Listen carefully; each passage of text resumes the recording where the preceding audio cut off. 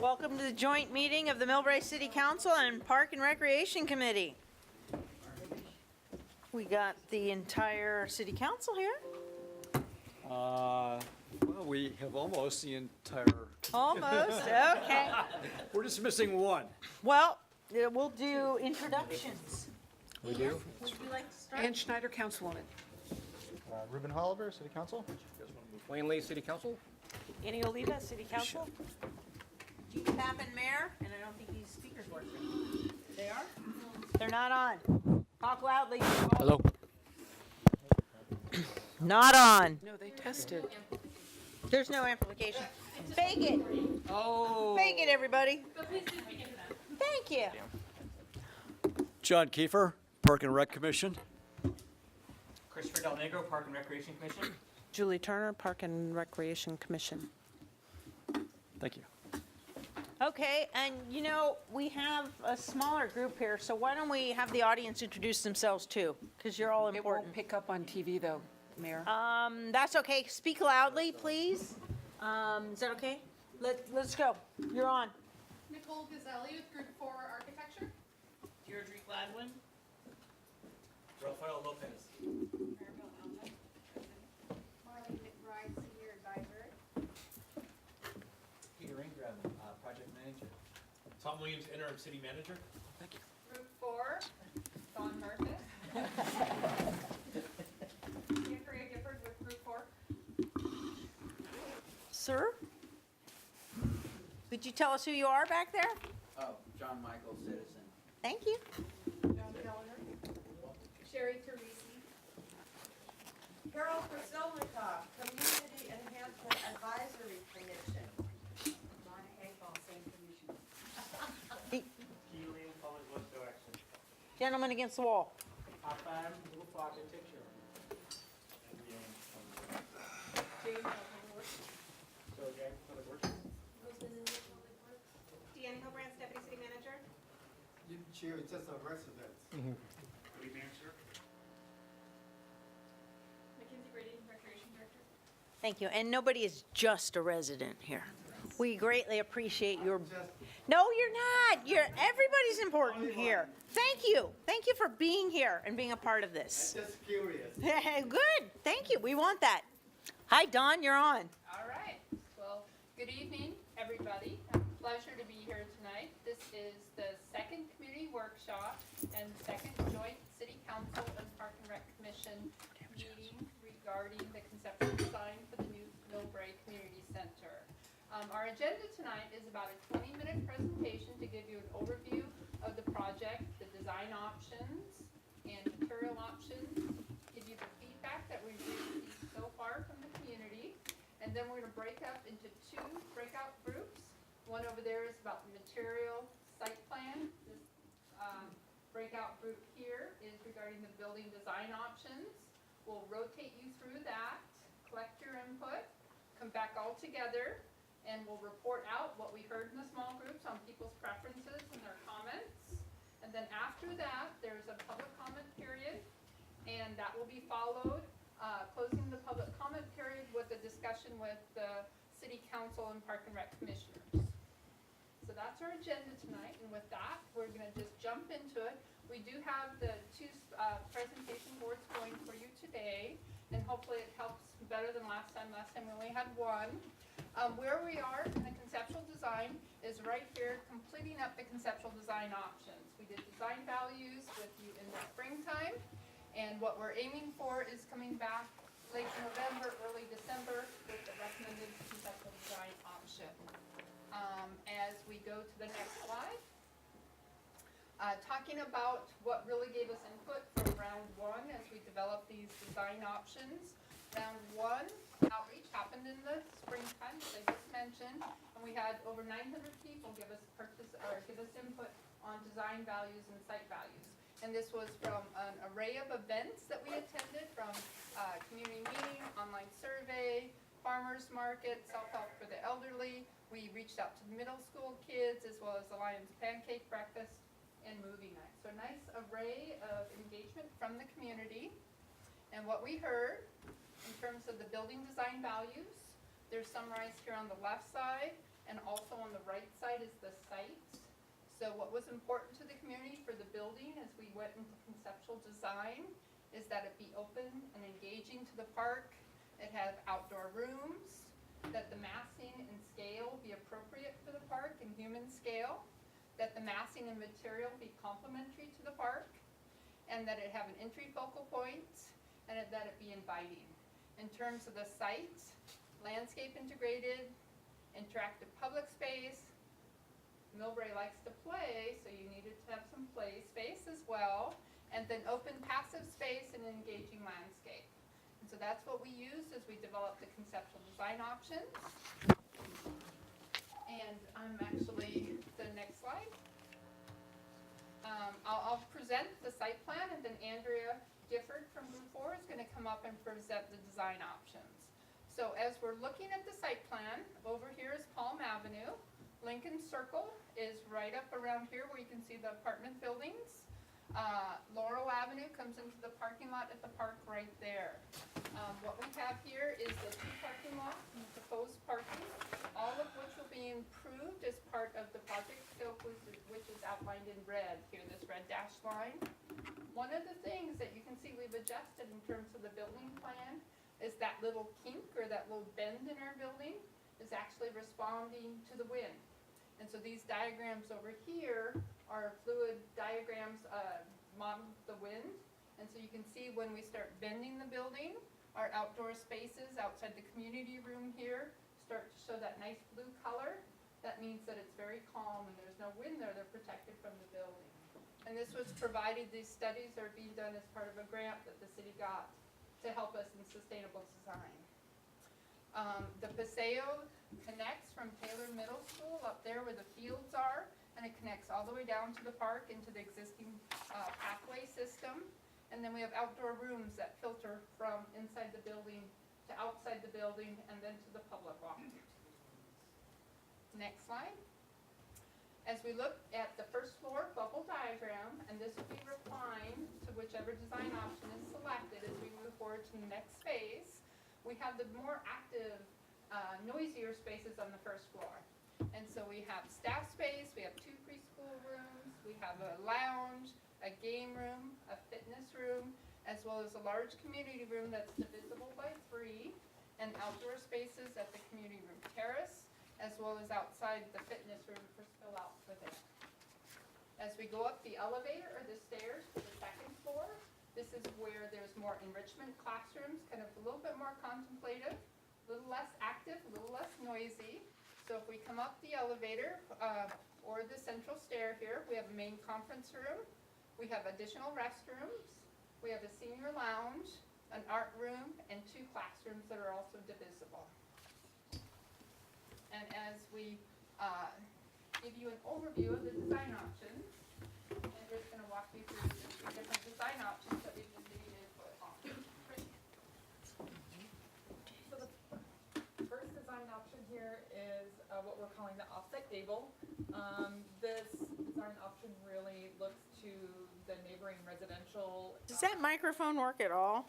It's being just for the video recording. Okay, you might want to tip it down a little bit. They're tilting their heads. There you go. Thank you. And I'll speak louder, sorry, I keep thinking it's amplified, but, so the offset gable really responds to the adjacent residential neighborhood. It beckons and harks back to that residential form with a simple gabled roof. It is offset so that it takes advantage of the southern exposure of the roof line to maximize future photovoltaic insulation to help offset the power usage for the facility. We looked at exposing the structure in this design option to give it a little bit more of a depth and classic look. The entry here, as you see, has a large 2-story volume and then a lower area just below that where we have a small shaded trellis as well as a balcony above that overlooking that entry trellis or entry plaza. And then as you look down the paseo, you see that the scale of the facility is broken down to more of a human scale with a series of porches and second floor balconies to really open up and engage the park in this option. And then as we swing around, looking at the view of the facility from Central Park, you're looking looking at the large community room. As Dawn mentioned, it's divisible in thirds. And so again, the roof line, that simple gable roof line that emphasizes the views from the community room directly out to the park and the bay views beyond. Again, exposing that structure, emphasizing and reinforcing those views, and then creating a lower volume or a lower porch adjacent to the paseo to break down the scale of that room and really engage it to the paseo and the park beyond. We have a fly-through, so we can kind of swing through. The Lincoln Circle is off to the left, the main parking lot is here, and we're kind of flying down into the entry for the recreation center. There's two entries to relate to both parking lots. You can see the small balcony right above where it says recreation center, and then as we move through the paseo, you can see the porch as well as the second floor balcony above that open up to the art room and the two classrooms up on the second floor. There's an additional entry directly into the community room for after our events, and then as we kind of move back along the paseo, entering into the park, again, looking back into the view of the community room, as well as that small porch that really ties that whole elevation along the paseo together. The little rectangles on the roof are just showing where potential photovoltaics could be installed in the future, and why we're reinforcing that southern roof line to capture and maximize the photovoltaics in this option. Well, And they're that will be intended to consistent. be part of the project. The second option that we have is what we're referring to as a split gable. So we essentially took that same gable roof line and then split it right down the center of the facility, thinking about the size of this facility and trying to maximize the amount of daylight, natural daylight into it. By splitting those roof lines, we were able to incorporate a clear story that faces north, which is a really ideal type of light to capture into the center of the facility so that we have lots of light around the perimeter, but also down that central spine. We played with the entrance here. We kind of tipped the roof down a little bit, created a little bit of a lower entry, a little bit more smaller scale to really relate to the activity of that main plaza and drop-off area. Introduced a large trellis to really open up and emphasize that, and then balance that smaller entry with a tall vertical element, which would house your primary stairs and elevators up to the second floor. So just as like a chimney would accent a roof line in a residential home, this tall vertical circulation tower of stairs and elevators really kind of provide a nice balance to sort of a more smaller scale entry with a tall vertical tower. We still have similar elements like the porch and the second floor balcony as you move down to the paseo. And then as we swing around to the Central Park view, looking into that community room, again, those two sloped roof forms, here you can really see the clear story that is coming and filtering into the center of that large community room. And then again, emphasizing with the trellis, how that connection is made between the community room and the terrace directly out adjacent to that. And I think as we go to the next slide and kind of fly around this building, you can see, again, the wonderful little play of angled roof forms that really break up the scale of this facility along Lincoln Circle, provide a lot of variety of roof lines. That smaller scale entry, a little bit more cozy, but reaches out to the park plaza and drop-off zone, and is balanced by the tall vertical circulation tower. We swing around, walking down the paseo, again, the porch and the second floor balcony, that entrance to the community room for after-hour access. And then as we continue on down, we'll start to see how those two angled shed roof forms, that split gable, really kind of provides a nice little volume of space to the community room. So instead of a nice simple platform, you have these two angled roofs creating an interesting volume with the northern clear story light providing a lot of northern light in the center of that space. You see the three distinct roof forms, which is something a little unique to this one, emphasizing the three main volumes of the space. The third option that we created is what we're calling the porch scheme. So this is a simple shed roof, but what we did is at that entrance plaza, kind of tipped the roof, sort of as you would in an origami type of way, folded that corner up, just to provide just a really grand two-story volume as you come into the entrance area. It's really a large, grand space, emphasized by two-story volume of glazing, making sure that we think about sunshades and vertical trellises when we do that amount of glazing. So you'll see some vertical sunshades on the western exposure here, as well as some horizontal louvers up in that porch to help shade that entry. There's a smaller scale sort of plane directly above the entrance to help with for when it's raining out, for rain protection. But it's really about this large shed roof that kind of has a lot of massing and articulation of the building underneath that.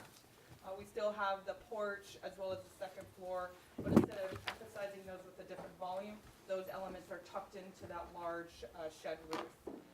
And then as we swing around to the park view, again, another similar angled shed roof. In this way, it's really angled and opened up to the view of the park and the bay beyond. So just as you kind of would imagine a clamshell opening up to that view, this roof sort of tips its hat up and again creates that sort of large 2-story or 1.5-story volume right outside the community room, shading and protecting and emphasizing the terrace directly outside of that. Always being conscious with some lower shading elements when we do large expanses of glass, and so you can see a lower trellis to help provide additional shading on that glazing. So as we swing through the fly-through, you can sort of see that large shed roof with that corner that's folded up, creating that 2-story volume directly at the entrance. The smaller flat roof box are just playing kind of subservient roles to this big move that we're making. And here you can really see how grand that entrance is when we tip that roof up and create this really dramatic entrance to the facility. Here you can see the porch and the second floor balcony tucked under that same large shed roof. The entrance to the community room that's shaded with a trellis. The angle of the roof, those are the two-room community rooms up on the second floor. And then again, the angle of the shed opening up to the views of the park and the bay beyond. And again, the small rectangles emphasizing where the photovoltaics would be installed for the project. Where is Laurel coming in? The Laurel parking lot is Well, I on the know left. where Laurel is, but, Laurel is on the left and Lincoln is on the right in this view. right, so you can't, so it would be just the kind of the size of the drive currently into the center? Yeah, the Laurel entrance is just off the view here. You can't see the drive. Right, Sorry. okay. But it would be similar, is your, Yeah, similar location. We're not proposing to move the Laurel entry. It'd be in the same location. We're just making improvements to the striping and the layout of that parking lot to make it a little bit more efficient and provide a few additional parking spaces. Both the split gable and the offset gable have a sloping roof that faces down towards the park, whereas the porch has an upslope away or up from the park. Does the upslope give an advantage on pushing wind up at that edge of the building? That's an interesting thing, and I think as we look at these in the next one, we might have Bayren evaluate that and what that might do to either, push wind in a certain direction.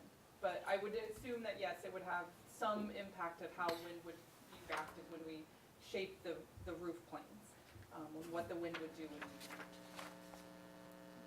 Not exactly sure how, not thermodynamic expert, but yes, there would be some kind of consequences, I would imagine. And so the other, so those are the 3 design options. We also brought to the community a variety of different material options.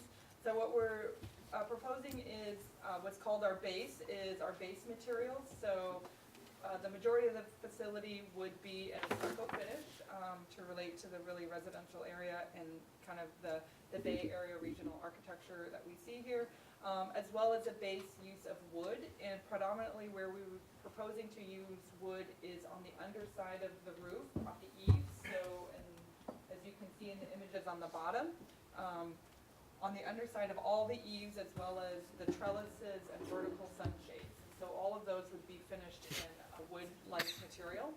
And then we're looking to propose an accent material. We have 3 accent materials that we're bringing to the community. The first one is a stone. There's a variety of stones out there, stacked stone, cut stone. We're not proposing a specific type of stone, but that generally a stone type of material. These accent materials would predominantly be located adjacent to entries and outdoor spaces to maximize their visibility and tactability and the way that people would perceive those, because we have obviously limited use of these accent materials. The second material that we're looking at is either a masonry and terracotta. These are types of materials that are currently being used on other civic facilities such as the police, city hall, and library. So we thought it would be interesting to sort of see if this facility should use a similar type of material that's already being utilized in other Millbrae civic facilities. And the third one is a little bit of a different type of material. It's a concrete. It's either a board formed type concrete that would be utilized again at the entry. So something a little bit different. It's a newer, it's actually an old material that's kind of being revitalized in today's modern architecture. And so we brought these different materials to the community as well. So let me get back to the Did you have a question? Can I have a question about the materials? Is there a difference in earthquake survivability of any of those three accent materials? They would all meet current code and seismic requirements. So from a code standpoint, they would be considered equal. They have different ways that we're using them. The concrete is actually a structural element as well as a finished element. So it would not only hold up the building, but would be the finish of the building. The terracotta and masonry and stone would all be applied to whatever the structural framing of the facility would be. And that concrete could be any color you like? Yes, concrete can be stained, as you've seen, and just as concrete does in horizontal applications, it can Right. be stained, stamped, a variety of different finishes. It can be polished. So there's a variety of different ways that you could finish. So the sustainability of that, you wouldn't have to paint it? No. The maintenance would be, Well, it's the Very- same for all of these, though. right, So you don't paint the terracotta masonry or the stone or the concrete. you wouldn't paint the stone, okay? No, you wouldn't, yeah. So those are all, But you're saying the concrete is a board concrete. It's not a thick pour. It's not like it's a heavy-duty wall. It's a small outer so we would skin. use the concrete as a concrete wall, and in addition to that, accent finish. Okay. So that is the difference Okay. between the three materials. The concrete is actually, we would integrate it as part of the structure, but then also use it as a finished material. The other two are applied to the structure. Now, just as a matter of point, the concrete is actually the more expensive. Because in order to get the workmanship, so it doesn't look like your foundation, that it looks like a nice finished, polished piece of material, it actually takes better workmanship. But what we do in order to keep it all in the budget is we just use less of it. And so when you look at the accent material of the concrete, we're just using it on one side of the entry, where the masonry or the terracotta is on two, and so is the stone. And so we have allowances for these accent materials, and we just design to those allowances. So let me ask about the wood trellises. Obviously, So the trellises would. well, let me just say that I'm concerned about fire. I was gonna clarify. Okay. So the structure for the trellis would be steel. And so it'd be a painted steel, that would be the structure for the trellis. And then where we use the horizontal or vertical slats on the trellis, we would use a hardwood that is very durable, very low maintenance. There are other alternatives that we can talk to the city about when we get to that point. They actually have steel that has impregnated wood print on it, and different options. But the whole intent is whatever gets designed is gonna be very durable and very low maintenance. Right. But providing that shading, providing that human scale, and the integration of the indoor to outdoor. Yes, and where I'm coming from is obviously avoiding a repeat of the past. So putting wood up on trellises and things like that, something lands on it, it's a burning object, we're kind of right back where we started. And so building technology, so the whole building will be sprinklered by code. And then your roof material will have to meet fire requirements and fire resistance for the building. So the technology for the current code that we are designing to is significantly different than the other building as well. But very good comments. What about birds? So, What about, so what about? We don't want to be the pooping area. So, in true. terms of. Beautiful. There are actually design criteria, there are actually engineers who design to make facilities bird-proof, and we have done a couple of BART stations, and there's an angle that you can put on your what potentially could be a perching area that birds do not perch on. And so using that angle on our wood materials or potential areas where birds might perch will help the birds not perch. There's also other things we can do in terms of kind of anti-bird design for perching. But another concern is also with glass and integrating the indoor-outdoor is birds flying into the glass. And there's actually strategies about that we can do with fritted glass and making sure that there's more opaqueness to the building, so it's not perceived from the exterior as something that they can fly through. Both sides for the birds. On the offset gable and the porch, it seems to me that you have a large western expanse of glass. So while you have blinds on the porch you were talking about, right? Something to help with that light coming through? Yeah, there would be sunshades on all the glazing, either through trellises or through blinds or window coverings. And what would you do with the offset gable then to handle that? It's going to be the same facing.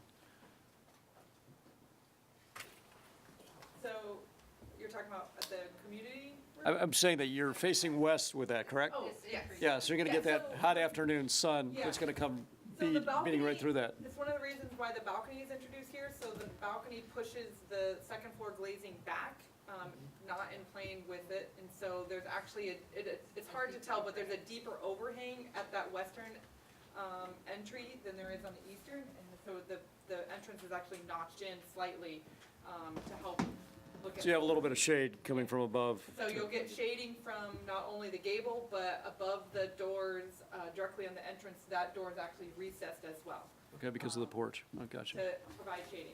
Okay. Good strategy. And the final recommended design we'll do a lot of solar analysis on that final recommendation to make sure we're providing adequate shading on. I could just imagine being in that building in the afternoon about 3 o'clock and Yeah. going, oh, boy. Yeah, we don't want Yeah. that. Make it uncomfortable lounge. What about fresh air? So, we are at schematic design, the next phase is actually where we design the mechanical system. But I will say on, one building that's under construction in Elk Grove and another one that's a little bit ahead of this where we're designing the mechanical system for a recreation center, we are looking at providing systems that allow for natural ventilation, that allow operable windows, and the use of fans is tremendous, especially in our climate. There's a name for these fans. They're large fans that could be high in the lobby, in the multi-purpose room, the community room, and the fitness room, because just with a little bit of air movement, you can actually change the perception of people on the temperature by 5 degrees. I mean, it's significant. And so sustainable design right now, in order to make mechanical systems smaller, not to use as much air conditioning, all of these things are really good strategies that we'll bring to you at the next phase of the project. Any other questions? Looking at the view that you would see if you were living in any of the homes on Lincoln Circle, did we specifically get anybody from Lincoln Circle to comment on which view looked better to them? So, no, we did not do any specific outreach to any of the neighboring residents, either on the Laurel side or the Lincoln Circle side. But I think all of the options, we tried to be sensitive on that side of the building. And there is more single-story mass on that side of the building with the preschool space, and there's an outside yard that the preschool comes to. And the building steps down on the Lincoln side, even though the grade change goes up as you go east on Lincoln Circle. The building mass does not loom over, and we can go back to those fly-throughs if you like to kind of get a better sense of that as we're on, from just on this side, you can see how we're always stepping down. Since we're on this view, one of the things we have discussed is the opportunity to do a green roof potentially on the lower mass along Lincoln Circle, just because the second floor is looking onto that, and it's a good opportunity. It provides insulation, some treatment for our stormwater, so that definitely is still an opportunity to provide that on that. And that would work on both porch and Yeah, offset gable, and then even split gable with a slanted roof. But the split gable, if that's something the city likes, we can take a portion of that shed roof and put the flat roof on with the green roof on there. So there's. So right now, only the first two, porch and offset gable, have the one that is currently showing what a cool roof could look like. Or green roof, yeah. They're all cool roofs, actually. Does the public know what a cool roof is? Nope. Okay. This So, public doesn't. a cool roof is actually, you'll notice most roofs that are being constructed now are lighter in color and they're reflective, whereas the black roofs actually absorb the heat and create more heat island effect where we're heating up the surrounding area because of the heat that's absorbed and then transmitted from that material. Having a more reflective, lighter colored roof, and there's guidelines for this that we use, actually helps reduce heat island effect as well as the energy required to cool the building. So if we could go on to the summary of the outreach we've received to date, we'll just present some of the comments, the summary of the outreach, and then break out to different sections, and we can answer questions perhaps before we do that, if there's any additional questions, happy to do that. First of all, though, do not really want to sway anybody's opinion by sharing the information that we've received to date, but I think it's informative to some of the questions that people have said in the comments, I think are good ones, and they should be shared.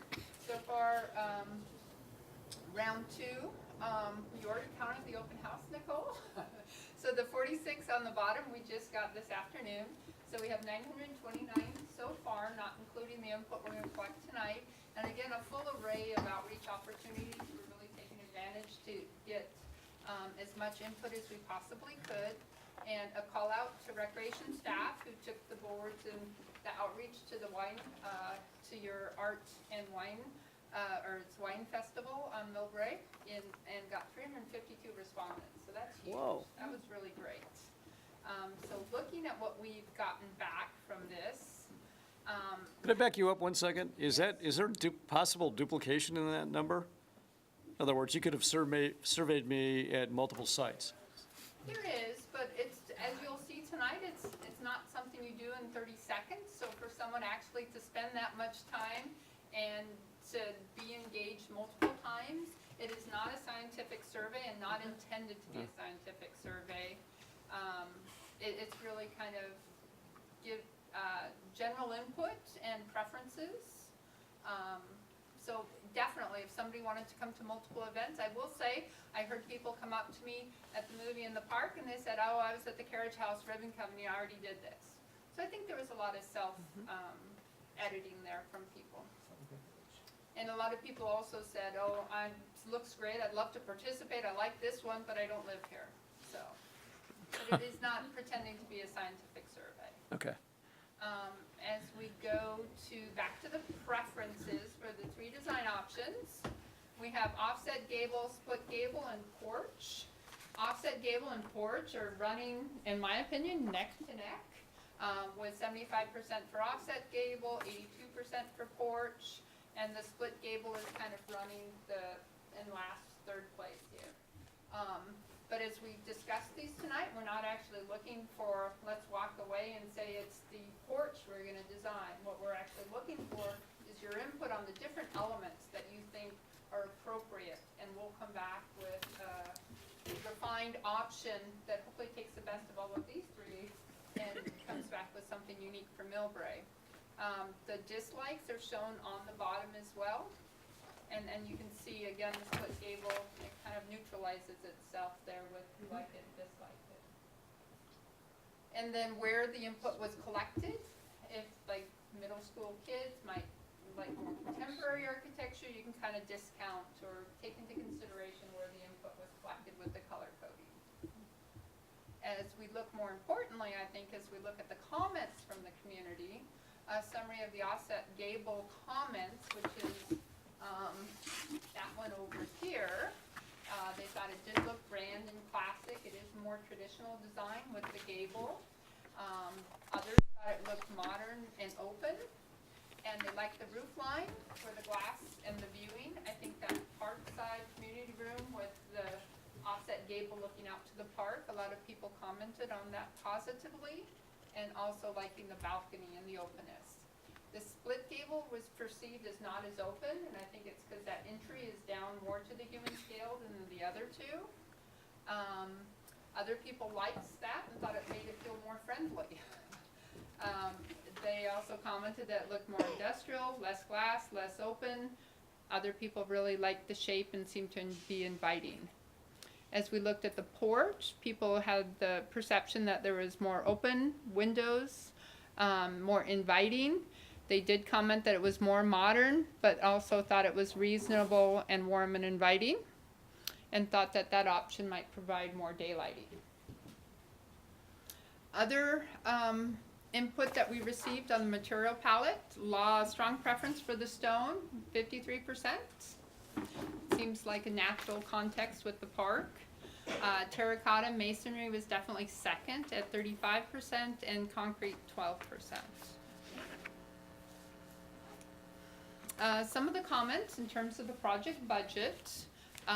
The current project budget is $30 million, and this is a comprehensive project budget. It includes escalation, it includes project contingency, it includes hard costs, which is your construction cost, it includes soft costs, which is design and engineering, permits, inspections, and then it includes furniture, technology, signage.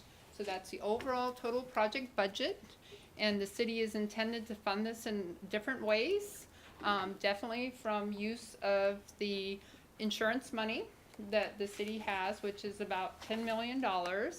And then I think 6.2 million, sorry.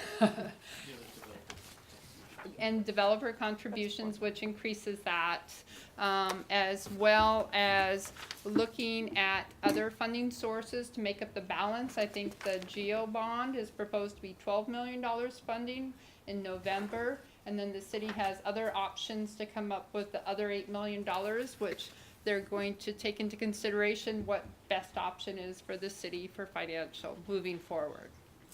The project time frame is looking at the building completed in 2021 if it is funded in November. So moving that quickly, and even so much as doing an early site package for the parking lot next summer, so that the Laurel Street parking lot is improved and there's more parking available to the community while the project is under construction. So the park can still be used in the tennis courts. There's still a lot of interest in aquatics, and the master plan did look at, for Central Park, this location for aquatics, and the value of the open space was really seen as too important to give up for the aquatics program. The city and recreation department are looking at developing partnerships for this, and they have 2 or 3 options that they're still exploring. And then the tennis courts. So right now there's 3 tennis courts that are available to the community. The master plan has 3 tennis courts, and the proposed scope right now is to retain those 3 tennis courts. And as we look at additional comments in terms of accessibility, the building will be designed to be universally accessible. That means to tall people, short people, able people, disabled people, young people, old people, fully universal accessible. It will have an elevator for the 2nd floor. As we looked at the program and where appropriate locations are for the program, one of the big concerns was acoustical and activity zoning. So the high active spaces, the noisy spaces, the preschool, the teens, the fitness space, and the community hall are on the 1st floor, with an elevator and 2 stairs to the 2nd floor, and the senior programming with the senior lounge, classrooms, and art room on the 2nd floor, as well as a conference room. Comments about the elevator. Elevators, if maintained, are very, very reliable. Typically 2 years, twice a year for maintenance call. You come out, maintain them. In the odd instance where it's more significant issue, recreation staff can actually relocate senior programming to the 1st floor. There's plenty of rooms in the community room, as well as the fitness room or the teen space that they can go there, the game room. What's the elevator capacity? The elevator capacity is 10 by 8, so probably 12 people. Next slide. So basically, at this point, unless there are other questions, we can go to the next slide.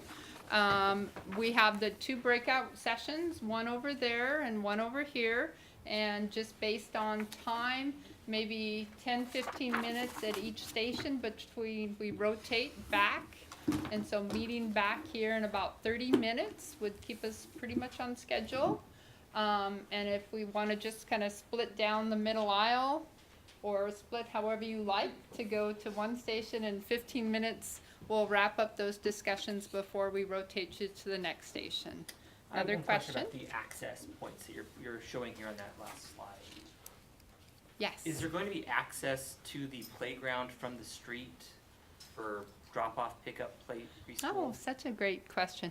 Yeah, that's actually not only, so I don't know, maybe I can show you right here. So for the preschool drop-off, there's definitely access directly for early morning drop-off to preschool. We have access for kitchen deliveries. We have access to the barbecue area directly off the street, and intend to have like a loading zone, even if it's for certain hours.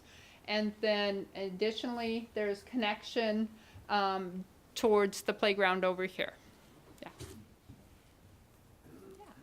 Along that line, and especially if the parking garages are going to get, or parking spaces are done first, have you thought about what happens when parents drop their kids off or pick them off at Taylor, and how we can reduce either the impact in there? Trying to leave the old community center when the senior luncheon ended was a bear with kids getting out of school. Yes, no, that is absolutely right. And one of the other things that's happening right now, because part of this is a traffic analysis was completed, the parking lot is actually being filled more in the evening now with apartment users or apartment residents parking there in the evening. So as we look at what's going to happen when that Lincoln lot is closed for the year, as we've spoken with Taylor Middle School and their administration, they have directed their parents not to use this as a drop-off. This parking lot actually will not be available to them for that year. We do have drop-off along the street that they could use very conveniently, and like I said, would just be zoned for the preschool or loading and unloading for the kitchen. And then just how we've designed the parking lot too, it is to current code and it is wider. Right now it was one direction, and so there wasn't room to move around cars if they pulled over. It's now 2 directions in the design we're proposing. And just for the audience, or because this is being taped, historically, and especially as the cost of housing has gone up, there's been a sort of an unspoken permission for the apartment dwellers on Lincoln Circle to park the excess vehicles at night in that parking lot that was closer to the Taylor Fields. And over the years, there have been signs saying no parking up until this certain time, and then those signs went down, and then those signs went up. So that's something that we should be looking at and working with the owners of those units. Yeah. And a good opportunity to be thoughtful and considerate as whatever policy is implemented upon construction of the new lot. Yeah, along those lines, I'm sorry, Vice Mayor Lee. Is there an increased parking capacity? Yes, there is an increased parking capacity. And that's being achieved by? The improvements in Lincoln Lot, so if we go to the site plan, we are making it 2 directions. And you can see right here, it's not angled, and we are actually increasing the size of the lot. And Nicole? 125 spaces between both lots. And how many do they currently have? 90. So we're increasing it by 35 spaces. 2 questions. One, are we still leaving the Public Works area there, staff? So park maintenance in our plan was outside of the scope of work that we showed you on that site plan with the red dash line. And so we are not, we are creating a nice fence and improving the landscaping in that area inside the red line. for security, but we are not relocating or doing anything outside of that red line. I know resurfacing of the tennis courts has been discussed, but right now that's not included in this project scope. I know, I'm asking staff. Oh. Thank you. Yes, Public Works paint shop will be maintained at the same location. Why? Well, because we don't have room down at the yard, and it become a efficiency issue for us as well, because all the equipment are staged over there. Can we consolidate with the, maybe consolidate with the school district? That is some discussion that we had before, and that will be the future phase of the project. And right now, we are focusing on rebuilding the recreation center. I think we can get more parking spaces if we got rid, we can get rid of more parking spaces or even add a tennis court if we got rid of the, you know. And that was shown in the future phase. Didn't we already budget for resurfacing the tennis courts? We did, but we had since removed the project, and also I believe there was a kitchen remodel project that we had added in 2016. And then money, I have the deputy city manager here, she can help me run out whack. So I think we have removed those funding from those capital programs. I don't- Capital funds were transferred into the community center fund. Thank you. Yes. But it's included in that $9 million that's been. Yeah, because I think the resurfacing was going to take place like Conversation 2 isn't days, going to get picked up. 2 days prior to the fire. They were supposed to get surfaced. We actually awarded the One in the contract. back. Can you do me a favor, can you go talk to the microphone so the people at home can hear you? Deanna Hilbrandts, Deputy City Manager and Finance Director. In terms of the capital program, so in the year following the fire, the capital program, the capital funds that had been allocated to the community center prior to the fire were transferred into the fund for the recreation center rebuild. Those funds are there. They're included in the $9 million amount that's referenced as funds on hand with insurance, developer contributions, and other city funds. Other capital programs, as we did this year's budget, we reevaluated the full capital improvement package. So there were no, it was basically reset as a new capital program, but projects that were not completed over the last years were either added back to the budget or removed. I'm curious about the removal. So you did say that the funds that were designated for the kitchen, which thankfully we did not spend yet, and the tennis courts have been rolled into the current community fund. I believe both were rolled in. I don't know off the top of my head, but that's my belief. I can look it up and follow up. Because I think the resurfacing was just a couple $1,000s. It was. Well, no, actually, we was. we put out a bid and nobody bid. I think that was There- what there- happened. That is correct. Yeah. Oh, wait, too many people. Go ahead. That was, we received a couple bids, but the bid came in a little higher than engineers' estimate, so we were debating whether to continue the project or have the council reject the project and rebid. And so happened, the disaster happened in July, and when we rejected our bid and shelved the project, both projects, the kitchen remodel and the tennis court resurfacing. And I believe we had programmed about $250,000 for the resurfacing project, and the kitchen was about $150,000 for that. So we, as a council, it's important that those funds, that the tennis courts be resurfaced as part of this project. I'm not hearing that at this point. That is not currently in the capital budget, so we can revisit that with the capital budget. Well, I think it's part of the community, the restoration of recreation programs. So is that done in our budget as proposed? Please. So currently is not in the budget as proposed, but your budget does have 10% contingency in it. And the amount of resurfacing the tennis courts, if you choose, you could apply some of your contingency money to that. For new construction, you know, we're just really wanting to budget for success. And with this economy, it's very challenging. There's just lots of moving parts. And so as more definition comes to the project, if that is council's priority, it can definitely be incorporated in there.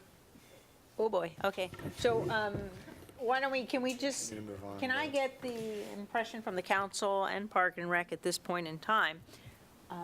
I do believe that that is somewhat of a priority. Am I the only one who's thinking that? No, because it was a priority once and never lessened the priority now. I agree with that. The tennis court? Tennis courts, Well, resurfacing. my guess is that we tabled, part of the reason for tabling the tennis court was when we were looking at the entire Central Park master plan. And if we've officially agreed to hold off on any other work on the rest of Central Park for X number of years, then it might make sense. But if those years become just 2 years down the line and those courts are somehow relocated, then we would have spent money to 2 years later tear the courts up. That's still an unknown. We still haven't actually, I think we approved the master plan for Central Park, but we also haven't seen the park's master plan. So I think, here's my weasel. I'm going to weasel a little bit here. I'd rather wait, see the park's master plan, see what else we can do, see what we're doing with the high school tennis courts, and then have a full tennis plan, and then spend that money. That's a good point, and I think the tennis courts are a fairly small component of the overall plan here. And I don't think we need necessarily 2 years to plan ahead for tennis courts.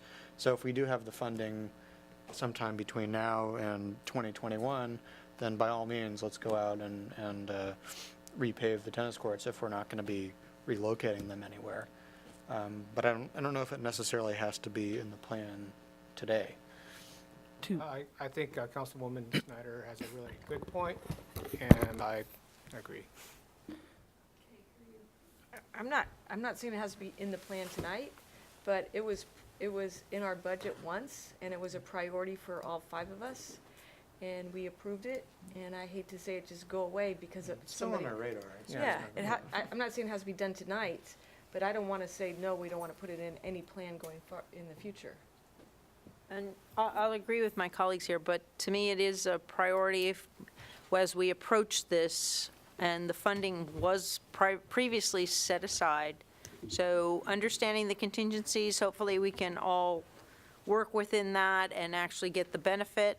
But I would like that not to be a second priority. I think it's an important priority at this point in time. Can I make one more point? Oh, please? you can make one more point. And as far as generating some sort of income to tennis courts that are used for tournaments and such, it would be a part of that feasibility study, and I think that we should really take that in consideration. I know we need to get to the. No, I know that, I but have a quick go ahead. comment, if I may. Also, just to prevent vandalism and people messing around in parking lots, I'd like staff to look into putting in some surveillance cameras and lighting, proper lighting, making sure that that's occurs. We've had complaints from the neighbors about people hanging out in the parking lots, and let's not have a repeat of what happened at our rec center. Lighted? If I can quickly state, Yeah. we did have 4 tennis courts before. So the budget was for the replacement of the 4. The one that needed the most replacement, if I recall, was the single court that was closest to the community center. I knew it had the highest demand. The other 3 courts weren't as damaged and they were not as urgent. But we would like to very much keep them as a priority for recreation to have tennis courts in good shape. I think keeping that forward. And I do agree to the point that we shouldn't just repave them prior to tearing them out and rebuilding them. But if we are going to have a long delay, we should make sure they're in good shape to use. Agreed. Yeah, and I want to also support that as well. That budget item was on there for many years. I've been on the commission now for, probably, how many years, John? 6 years? 6 years. And we saw a number of CIP project budgets come and go and never got spent. And I think, that's one of the things we've added to our work plan, is that we are keeping a closer watch on these CIP budgets to ensure. Community improvement plan? Is that- Exactly. To So- ensure that the commitments that are made through those budgets are being seen all the way through. And I think that's really what this is all about. The commitment was made for those tennis courts to be resurfaced, and it's important to honor that commitment through maintaining that budget. And to Commissioner Del Negro's point, it's one less tennis court, so it would be a smaller amount in theory. Key, that amount is 150,000 for 4? 250. Tennis court resurfacing was 250,000, That was 250. and the bid came in a little higher than that. I believe is closer to 300,000 at that time. That was around summer of 2016. Okay, we got that settled. So One we'll note question. that, we'll be sure it's in future plans for your Thank review. you very much. Greatly appreciated. Can we get in, before we do the breakout, can we get a response to the lighting and camera question? Is that included in the budget? That is, as I mentioned, technology does include the cameras and site lighting for that area within the red dash line for the project scope. Thank you very much. Okay. Breakout. So they've already decided. Separate entity for the solar. Yeah, That's what we're gonna look at.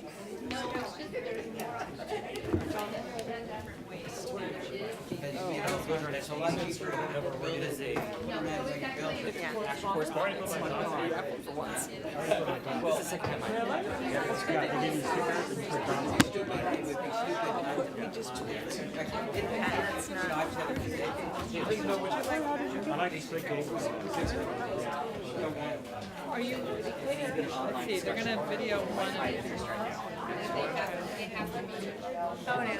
Okay. I'm gonna hand these to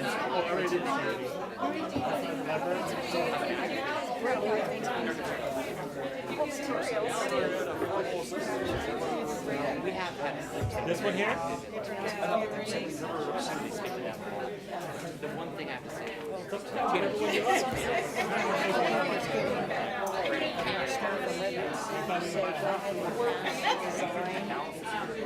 Delay things further.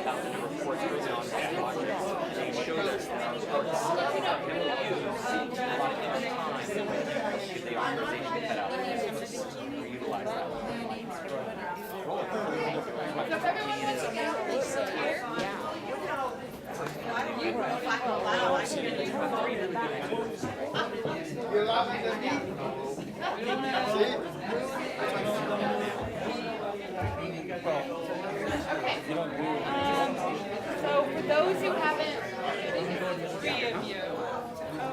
Jump on it. I'm very conscious of people's love of their sport. Absolutely. So you, I gave you a brief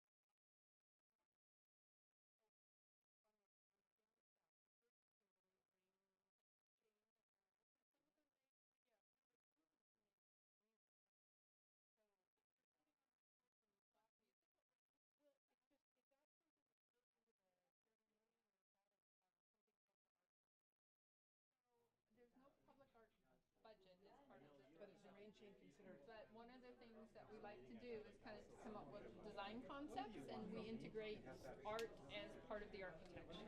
And so there's going to be lots of opportunities, like what are we going to do with that stair in the lobby? Wouldn't it be nice to have like amphitheater seating underneath the stairs, kind of a place for semi-informal programming?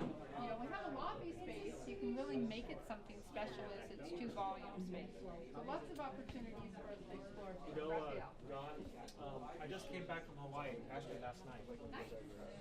This is the worst tile in the world.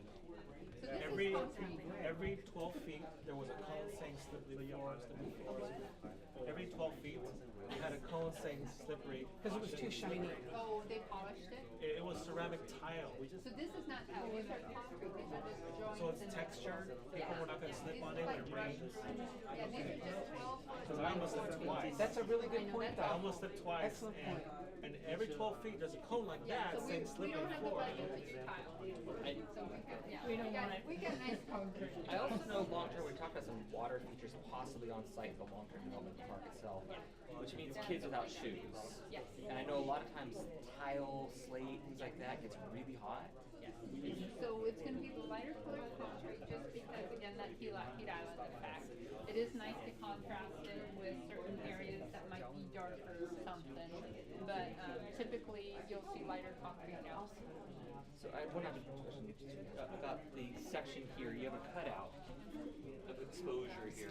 Is there an opportunity to capture that on rainy days with some type of awning coverage or?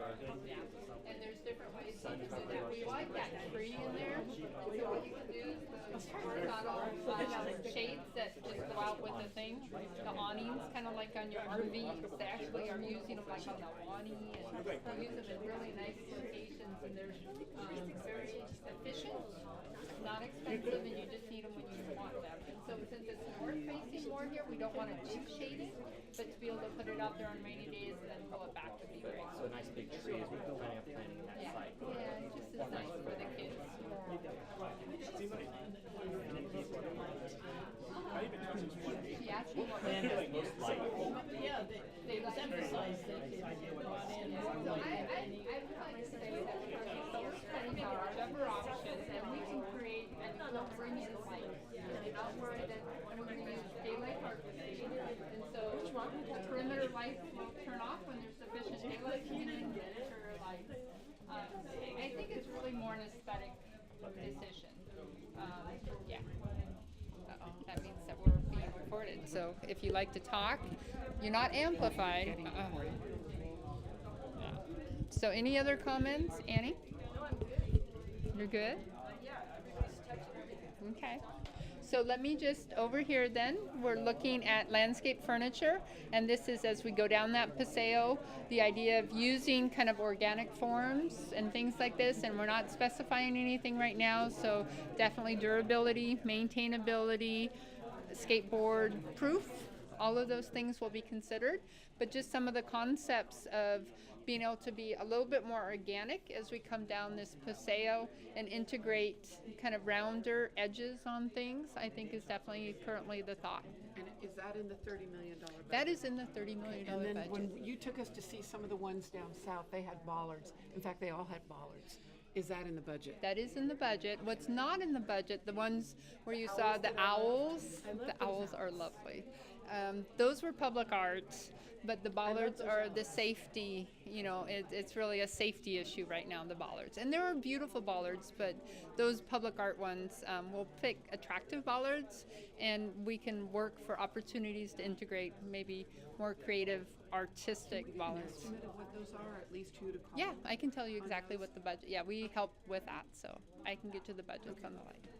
She's The talking reason I about we got bring these those up- beautiful owls. Well, they had them. So the one Palo Alto place that we went to had a little cafe in the front. It had the bookstore or the library on one side and the rec center on the other side, and they had these bollards. And from the front, from the street or parking lot, you saw an owl. The back had a curve, so it was a chair. So it was a chair as well as that. And what we saw that day were kids waiting for their parents to pick them up, or one parent waiting for the other parent. We saw them using them. They were. It was just. They did. I mean, it was just the greatest, most active space, and also protecting people from someone, a terrorist attack. Okay, and then the last slide before we move over and talk about finishes, that's right here, is those outdoor rooms. And so, I think one of the beautiful things that, our footprint's not much different than the previous design, but this opportunity for us to engage that indoor and outdoor and have these outdoor rooms that really complement what's going on is something we think is really going to be unique to this building, both on the second floor and the first floor. The outdoor rooms, will they provide like speakers or some kind of amplification? Is that in the budget? Like if somebody wants to have like some kind of like a class to show you how to do plants, or will there be some kind of video thing out there? Outside, yeah. Because we're going to be around. The hours may be long during the day. Like sometimes the time of the year it gets darker earlier, so you can project something outside. So will there be like an external speaker or projection? There definitely can be. One of the things that we did have on the gym, on the master plan for where the gym was located, was a projection wall for the movie in the park and that plaza outside the gym. We haven't thought about incorporating something specifically on the outside of this building. There's just a lot going on as we look at those outdoor rooms. Right. Definitely an opportunity, and there's technology and screens in the budget for all the inside rooms. Portable screens and having speakers that move around we can do. But that's something we can definitely explore. The outdoor access to the game room, is there a plan to have an access point into the game room from outside? I can imagine that poses a security risk for the equipment in the game room. At the same time, the teens are going to predominantly use that and would come in and out potentially without going through the lobby. Is that a problem? So we can definitely have doors on the outside of the game room as well as the fitness room, and how that actually works, and it works pretty well in other facilities, is they're only opened when they're staffed. And so when a team program's going on, a lot of times, like at the Mitchell Park facility, 2 minutes, okay? So take your dots for your material boats, you guys. The Mitchell Park one, it doesn't matter which color. They actually, what they do is during after school, they staff that outside entrance. And so they don't have to walk all the way through the building.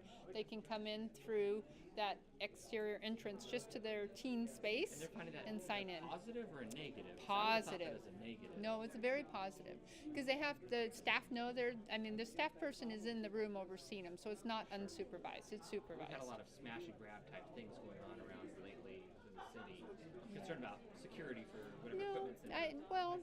I think it's certainly, it has the flexibility to do either. The right answer is that. So, any questions, you guys? And we went over this a little bit in the presentation, but just asking for your preference on the accent material that would complement the stucco and the wood, or any questions? The budget for the stucco is a fairly flat, more modern version of stucco versus the older, more textured stucco. Or is there a difference in that? There's not much difference in that right now. Really? So we could get a building that has a little bit more rougher sand texture. like ours have out here, as opposed to that. Finished smooth, yes. Well, also when you brush against that, you scratch yourself versus the softer, more flowing. Are we only voting on the exterior material palette? Yes, you are.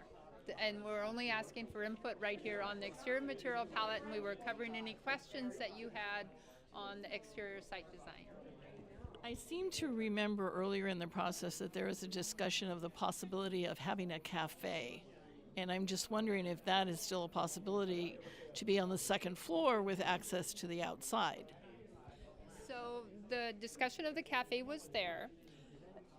And the challenge with the cafe, especially on the second floor, even on the first floor, is that you have to have a location and the opportunity for a successful business plan. Buildings even as big as 80,000 square feet, Central Park Library in Santa Clara had a design for a cafe in it that was adjacent to their Central Park, and that was challenged to be successful because you just can't. And so what we have designed the lobby large enough to have a coffee cart where you can actually do something, and it can be either volunteer, it can be special events or things like that. Yeah. I know, we're switching, you guys, so I'm sorry. You're voting all four here? No, you keep your 3 for over there. One here, one here. 3 Okay. here. And it should, the red one here, the red board. All right. No trading. And it really doesn't matter. It's 1 vote here, and then you get 1 vote for each board. Thank you.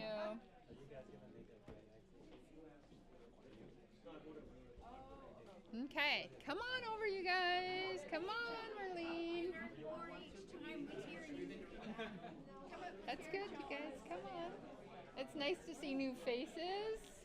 Is this the first one you've been to? Yeah, wow. No, it's good. It's all good. Thank you. I'm just wondering, stone, okay. I do understand the stone. What's the thickness? How do you apply to the base? So it depends. There's a lot of different stone options. And if it's a very thin stone like slate, sometimes they're glued on. Other times they're mechanically fastened. So it depends on the weight of the stone, the size of the stone, and... But what's your designer thinking? Okay, heavy stone. I know that the old No, we want a time- nicer quality. We don't want a cheap stone. We don't want slate that looks like it's in the mall. And so our thought is it's going to be a Because nice I look stone. at a lot of new construction. Okay, they have a so-called really thin, and somebody kick Yeah. it. No, right this away. building is to be designed for 40 to 50 years. Okay, I just Okay. Good. That is my preference. I don't care how it looks. Okay. It'll be It's gonna quality. last- Yeah. last- Last a long time. Eventually gonna age. Okay. Yes. But somebody kick it. Yeah. No. No. See, you know there's something. So the always- stone that we're looking on in another facility right now, we have samples in the office, Why and you it's do like, the thing is that I walked by one so-called store. They put a chippy, looks like stone, but it's styrofoam, and then somebody kick it. And so, no, I know. That's all. no, No phony. no phony stone. No phony. The sample in our office, I have used hammer to try to break it, and it takes a lot of effort to do it.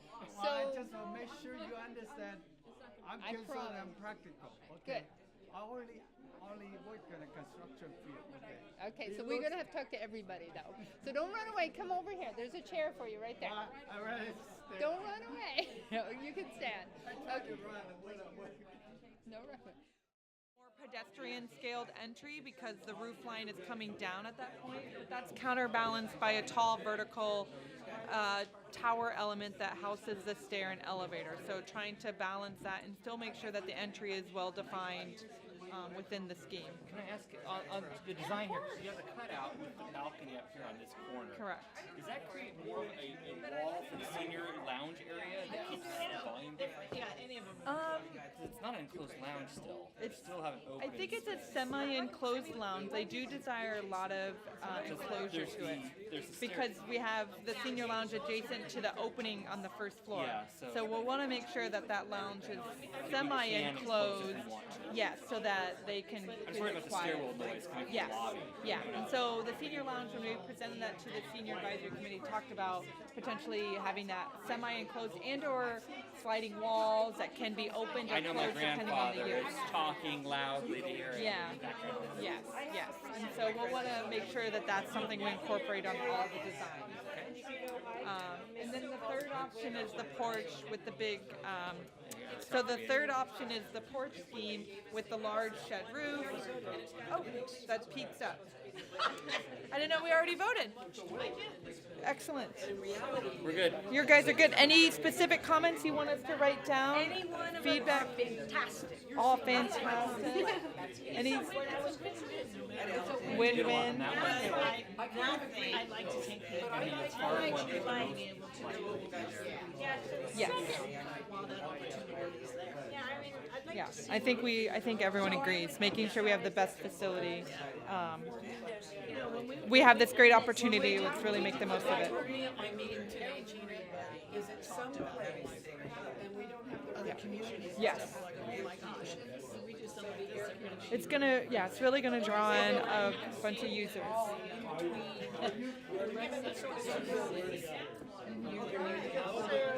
Okay. Where the kids go after school, that is amazing. I'll have to check it out. I haven't seen that one. The boys, okay. The boys in here, I like it. Nobody really likes split gable.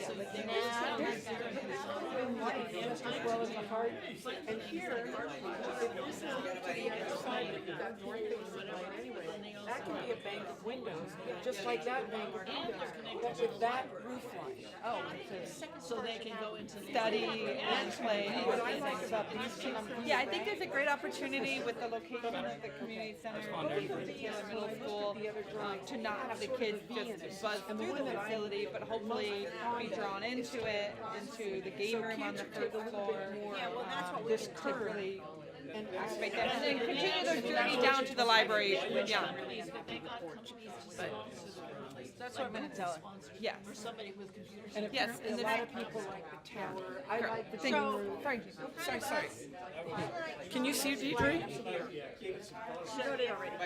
Or you want Yeah. more so than here. So, These are oriented, there is a bank of windows on the north on this one and on this one. You can't see it here. We have to do the fly. but anyway, I like the light as it, because I want people to see the park.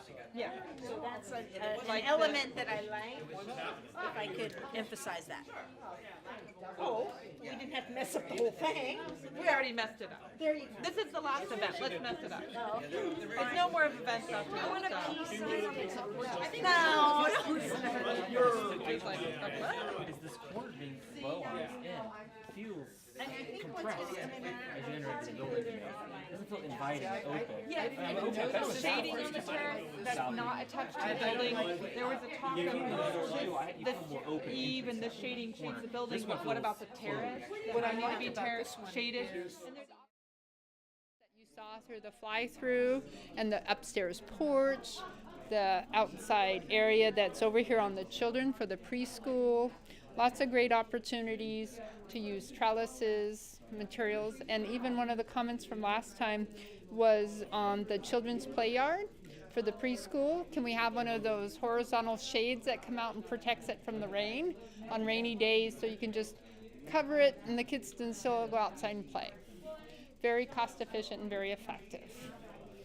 So those are some of the additional site features that we really didn't get into and you haven't heard about as we've talked about the design. Any comments or suggestions on these? Wondering how the maintenance would be in these different areas. Is this on? It is. It's not amplified. It's for it's for television. You're on TV. Oh, I guess we're not. They're not facing, so I don't have to hold this. All right, we're done until they come back. So all of the materials, just like we talked about the building being designed for 40 to 50 years, it's been designed for public space, so to that level of durability and maintainability. And like these are actually concrete seats here, and so definitely looking at having outdoor areas that will hold up to the test of time. Oh, that one. Oh, buggers. Here you go. My first question is just about the paving materials and whether those can be permeable. Okay, great. So that's when you see anything like this with the joints, that's got a sand base and is typically permeable. Excellent. And then I just wanted to get a feeling. One of the things that I thought was always so nice about our old rec center was how well used our gazebo area was, that patio. And so I can't really tell. Are we talking about the same amount of space with that back porch? Is that about as big and it could be used in the same way as we used to use our old patio? Absolutely. Even the thought of putting fire pits. I mean, we're actually thinking, we have a budget and allowance for fire pits out there as well as a barbecue. So definitely looking to be both for programmed space as well as drop-in space. I just remember so many different kinds of events that use that. Yeah. Any other? No comments? Yeah. So I actually did a tour yesterday of the brand new Half Moon Bay Library. Sadly not a Group 4 project, but an excellent facility, beautiful building. And they actually had those pebble-shaped seats in the courtyard there. They're actually very comfortable, much more than they look. And I think also since they're a dark black color, they absorb the heat quite a bit, the sunlight, more so, yep, more than you would expect. Yep.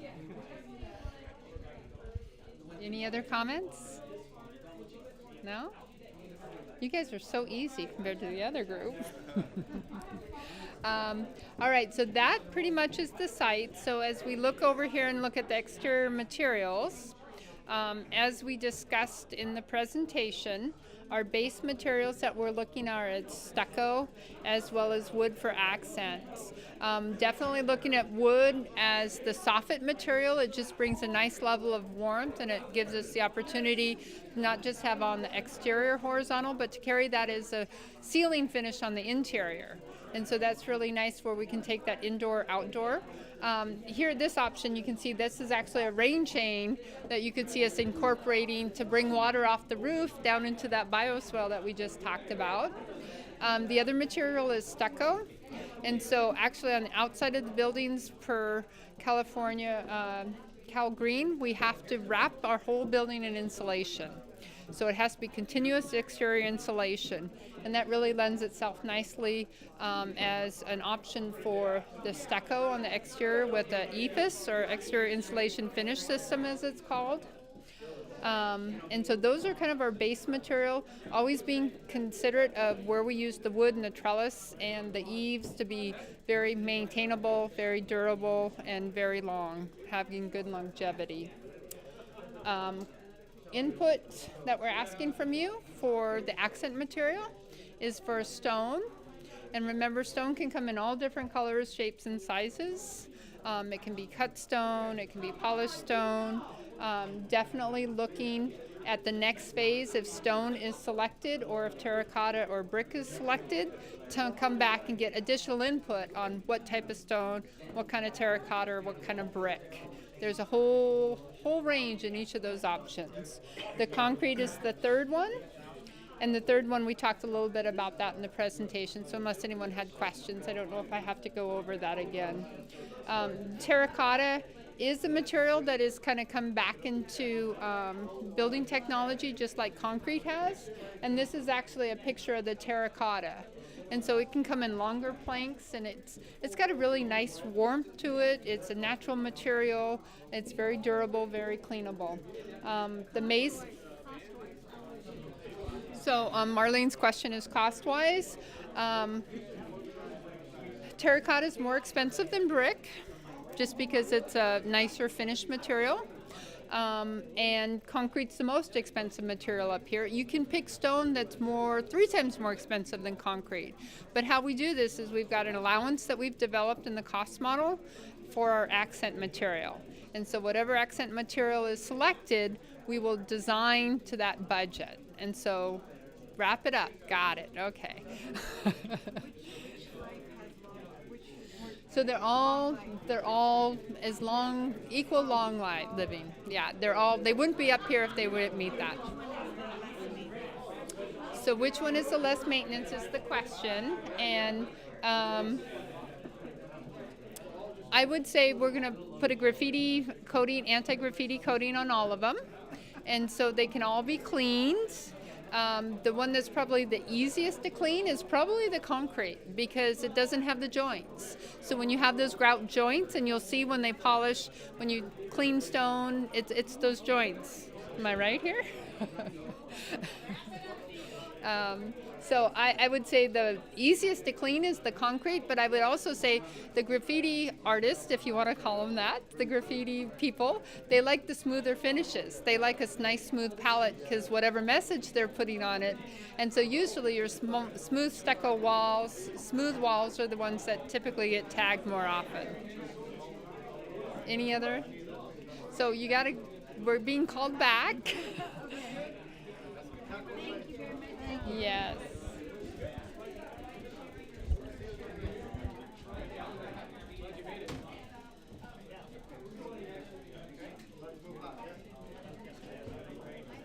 Okay.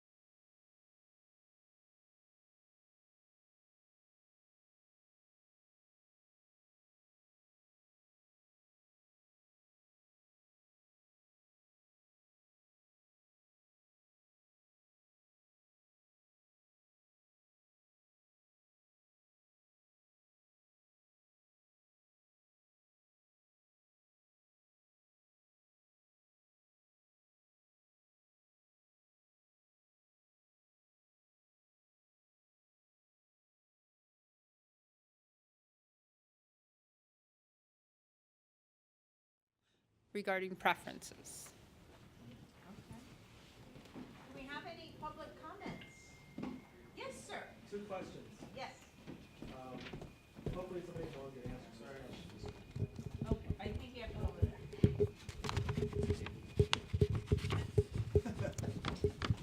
Okay, you can leave it. Singing voice. I was going to try and get it too. 2 questions. Hopefully you know the answers to these questions. How much did the library cost to build? No. How much did it cost to build the library? Well, good question. We are still all paying a bond on that one. End result, yes, anybody know off the top of their head? I would be guessing 12 to 14. I think if 12 recall, million. But I mean, you think back on scale of years, the cost escalations, I'm sure it's a much. Okay, we're gonna get back to you on that one. And the second question is, wow, 30 million, really? Does it really cost that much? Okay. Wow, because building a house costs what? Maybe less than $1 million. So if you put like 1, 2, 3, 4, maybe 5, 6 houses, 2 stories tall, 30 million? 25,000 square feet? Wow. No, but I'm just thinking, wow, 30 million. Wow, that's a lot of money. And a lot goes into that because it's a public building. Yeah. Number one. Wow. And, we've just looked it up. According to the website, 10.6 million, the bond amount for the library. And is it the same square footage as the proposed new recreation Square footage on the center? library? We're looking. Including the airspace, the double airspace. Airspace. I do have a comment, though. We're looking on, yes. So actually, yesterday I did a tour of the brand-new Half Moon Bay Library, just opened last month. It's a gorgeous building. I'd recommend, if you're interested in any of these architectural designs, go ahead and take a look at that building. It's amazing. But it was a very similar budget. It was, I believe, a 22,000 square foot building and roughly $22 million budget. So the $1,000 a square foot budget that we've been hearing for quite some time now is very consistent with what they ended up spending. So I think in this market, for a modern building with energy efficiency, this is earthquakes, yeah, all the modern building codes that would apply to a structure like this that may not apply to a single-family home is what brings the cost up. And also the benefit is that as opposed to the previous building, this one will be much more sustainable with the solar roofs. So the maintenance and cost of operating it will be a lot less than the prior building. Mr. Delnegro? I think the question probably should be is how much would it cost to build a library now, rather than how much did it cost us to build it years ago when costs Right. were lower. I think that'd be an important distinction. And what can I also be clear, because there's misinformation out there, one of which will show up on the ballot, that Millbrae had to pay, what was the amount? 1.5 million. 1.6 million settlement for the library, and that's wrong. The city of Millbrae received 1.6 million from that. What happened, is my understanding, is that the developer went bust halfway through, and we, the city, got that money. We did not pay that money. So you may read somewhere that happened, but that information is incorrect. Okay. So, and our library is the most used library in the entire region. It is really a jewel that brings people to Millbrae, and we are hoping that this same recreation center will do the same. I know it seems like a lot, and one of the big questions is, why didn't you insure to rebuild that? We fully insured for the amount of a 1974 building, which does not meet current fire codes, building codes, ADA accessibility codes, and that was 50 years ago, and the population in Millbrae was a lot less. Yeah. So the population has doubled, at least. By 2040, our population, right now we're about 22 million. By 2040, we're estimating. 22,000. Thousand, not million, excuse me. It's been a long day. We should, by 2040, it's estimated to go up to 30,000. So you're building not only to accommodate the current population, but also future residents. You know, and it's good to ensure the structure of the building, the brand-new building we're about to build, but also ensure the contents of the building. And we did. Because That was part of the insurance policy previously. I have it here. Hold on one second. So, the city had a comprehensive insurance policy for the facility which provided for loss of business, personal property. So the building, this temporary building we're in, that was actually a separate payout. So that's our loss of business. This building here, this temporary facility, was separate from the insurance money to rebuild. We also covered the lost revenue. Again, that's part of this operation right here. Temporary facilities and extra costs, and the building replacement. So when we talk about the 6.2 million for the rebuild, that's completely separate from the insurance settlement with all the other things I just mentioned. So the facility we're in right now, which is lovely if anybody hasn't seen it yet, but this is a very temporary structure. Right. Okay, And those are my questions. Mayor, Library is 26,000 square feet. It'd probably cost around 26 million to build it today. Okay? Ms. Schneider? The costs also include all of the materials going into the building too, the tables, the chairs, the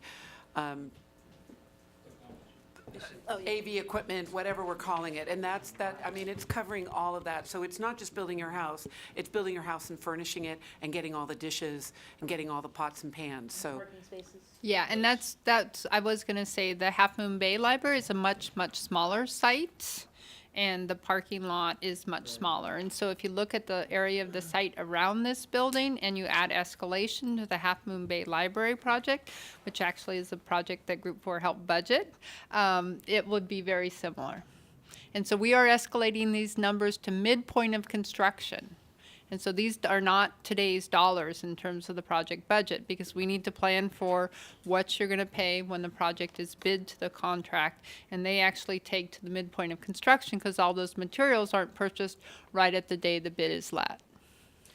And so again, we're looking at increased parking. So anybody who went to the last facility, you know how many times you had to drive around just to find a parking space.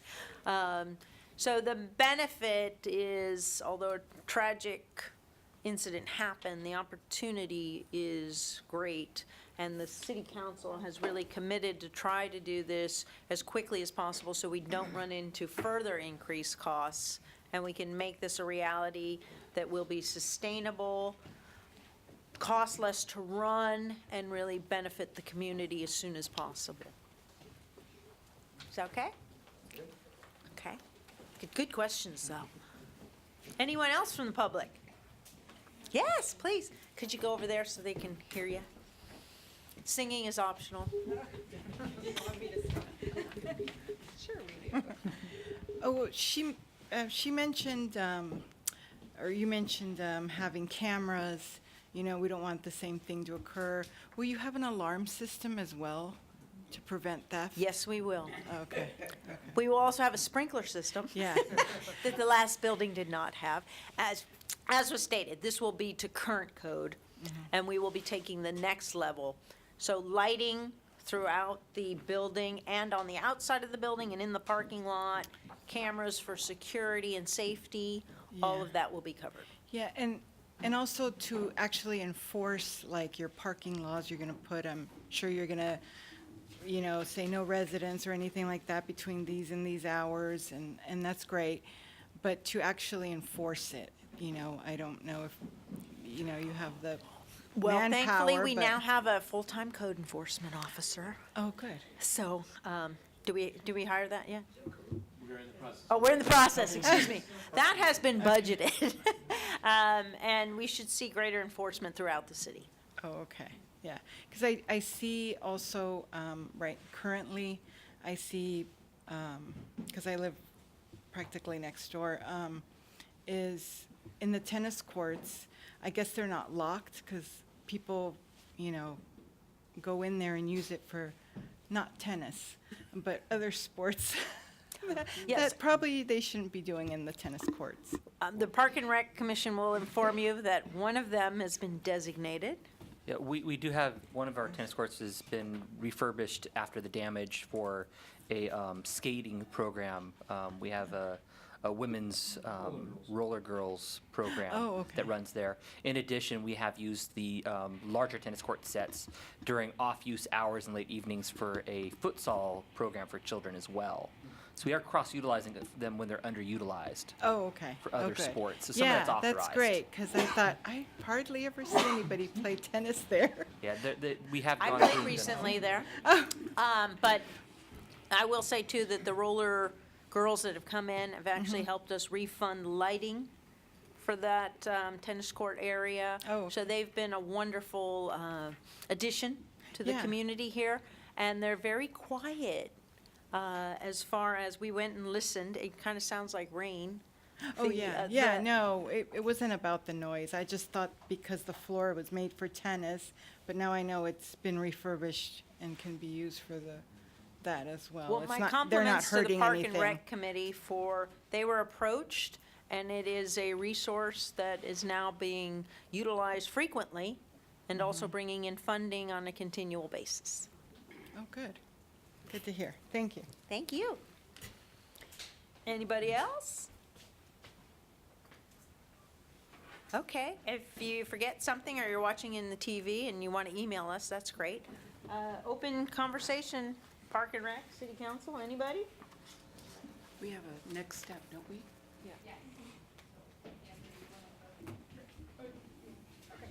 So, yeah, just to wrap up, next steps for the project is that we will, after the conclusion of this, I believe the online survey, Nicole, is closing tomorrow. So anybody who wants to go online and share their thoughts, please do so, as that will be ending the round 2 online survey tomorrow evening. We will then start task 3, which is the recommendation phase, where we will take all the input that we heard here throughout the summer and wrap that into what we're calling a final recommended conceptual design. And we'll be bringing that back to the last joint community meeting, joint community or City Council Park and Rec Commission on December 4th. So we'll be kicking that off in October and then concluding that early December. So stay tuned for additional outreach opportunities and the conclusion of what we heard today with the final recommendation. So, I would like to know if there are, because the comments that I overheard were, well, I really like the structure, but I really like that entrance into the park on that other plan, right? Of course you're gonna Correct. hear that. Yeah, and so Well, I guess maybe people out here would like to know, what, can we kind of, can we build as we, like a kid? yeah, so as you saw, this Thank is you a for that great segue. lead-in, John. Oh, okay, great. I'm glad we so- worked that out in advance. So we're definitely taking the individual feedback that we heard. As Don mentioned, we're not just going to say, oh, well, porch got 83%, so porch it is. We're going to actually look at all 3 options here, take into account what we heard from the community about what they liked and disliked about each of the different options, and come back with a recommendation that would likely be a hybrid of all 3. So we might take elements that you saw in the split gable and mix that in with the porch, and same things with the offset gable. And so it's not going to be a single option that you saw today, but a hybrid of those options. Because I really like that Yeah. entrance out into the park, right off the building. Yeah, On and the- so I think our next, what we're gonna do is close, hopefully we're gonna close this and then get the council and commission, close the public comment, and then get the council and commission's individual feedback on the different options as well. If Can we get out a all agreeable? announcement tomorrow that the online will be, as far as this phase, will be closed tomorrow night? Just in case anybody is not watching tonight, has better things to do. What else could I do? We don't want anybody to miss the window of opportunity.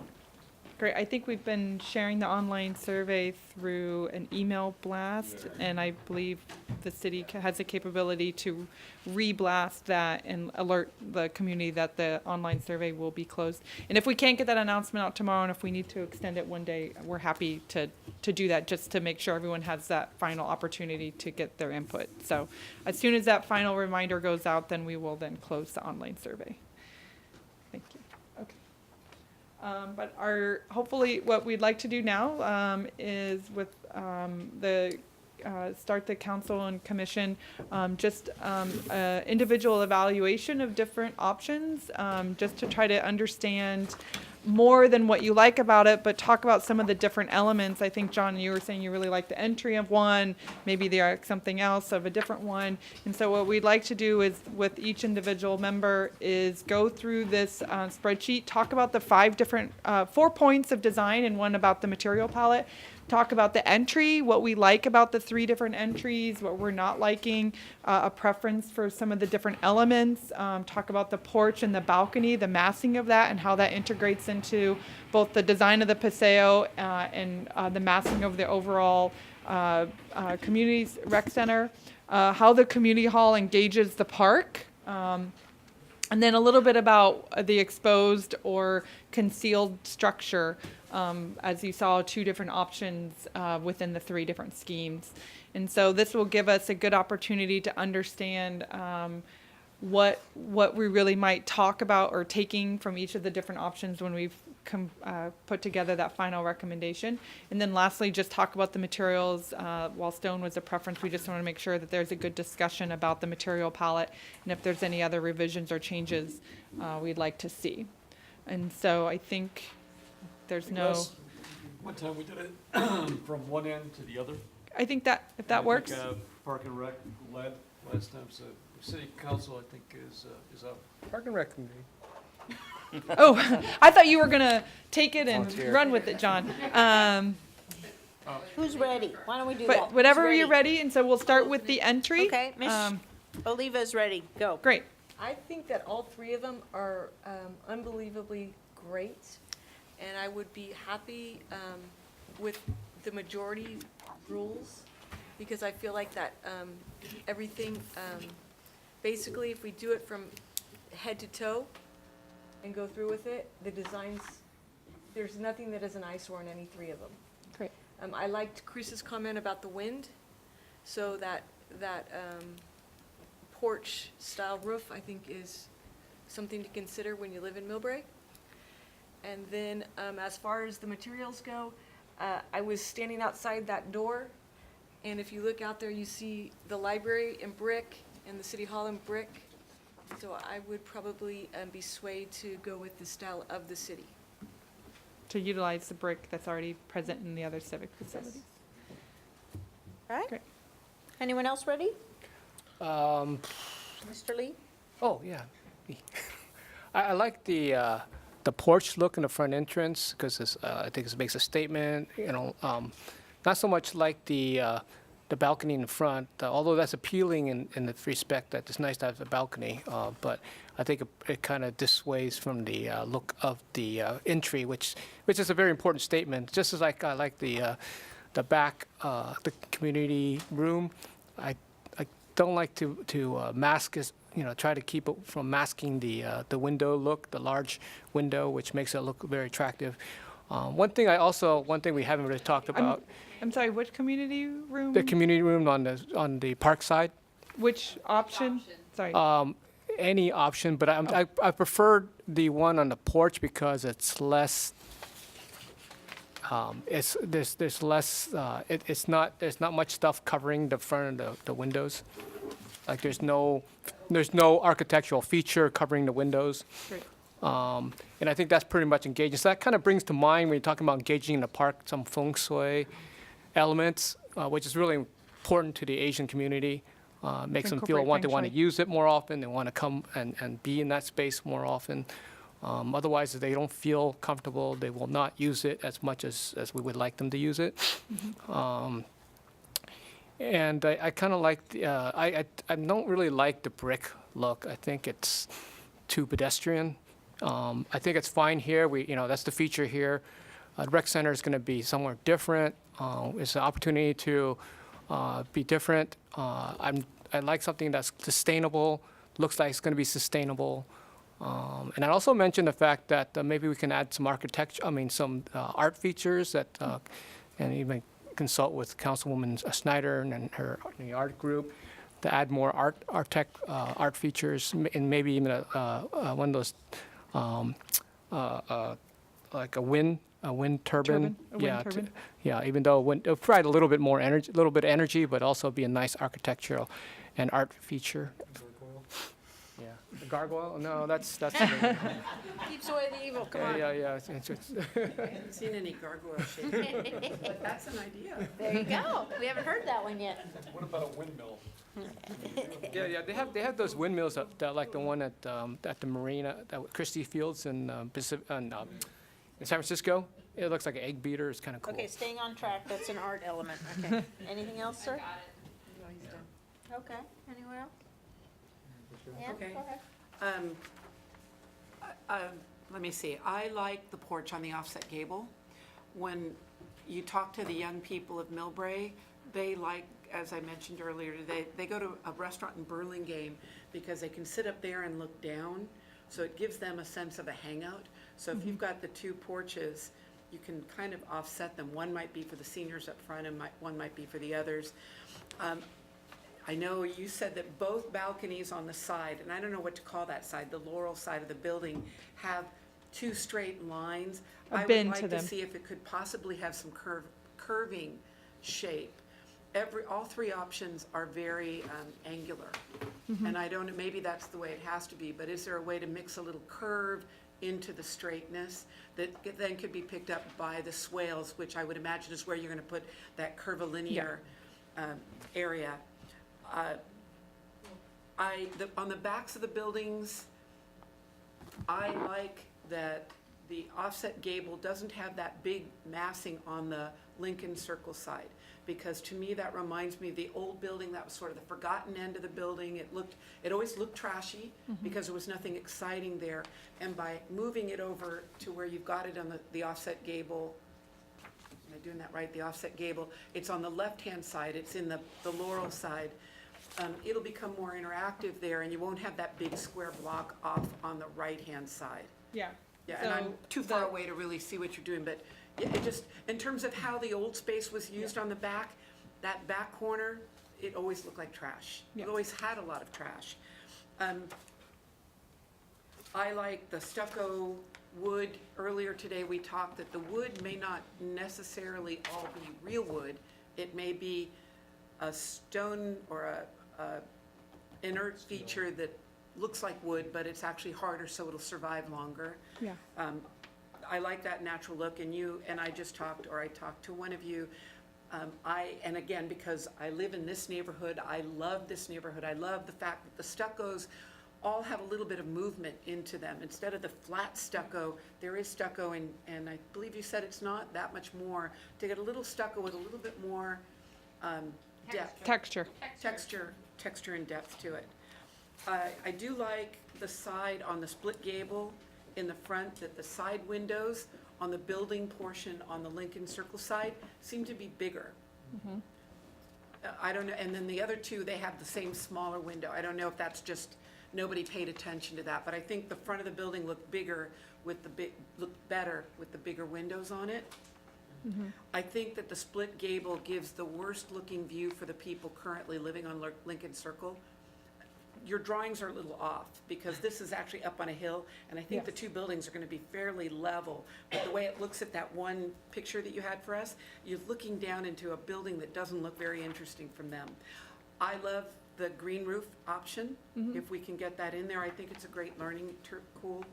On the porch, I think there's too many roof lines for me, and there's too many straight lines.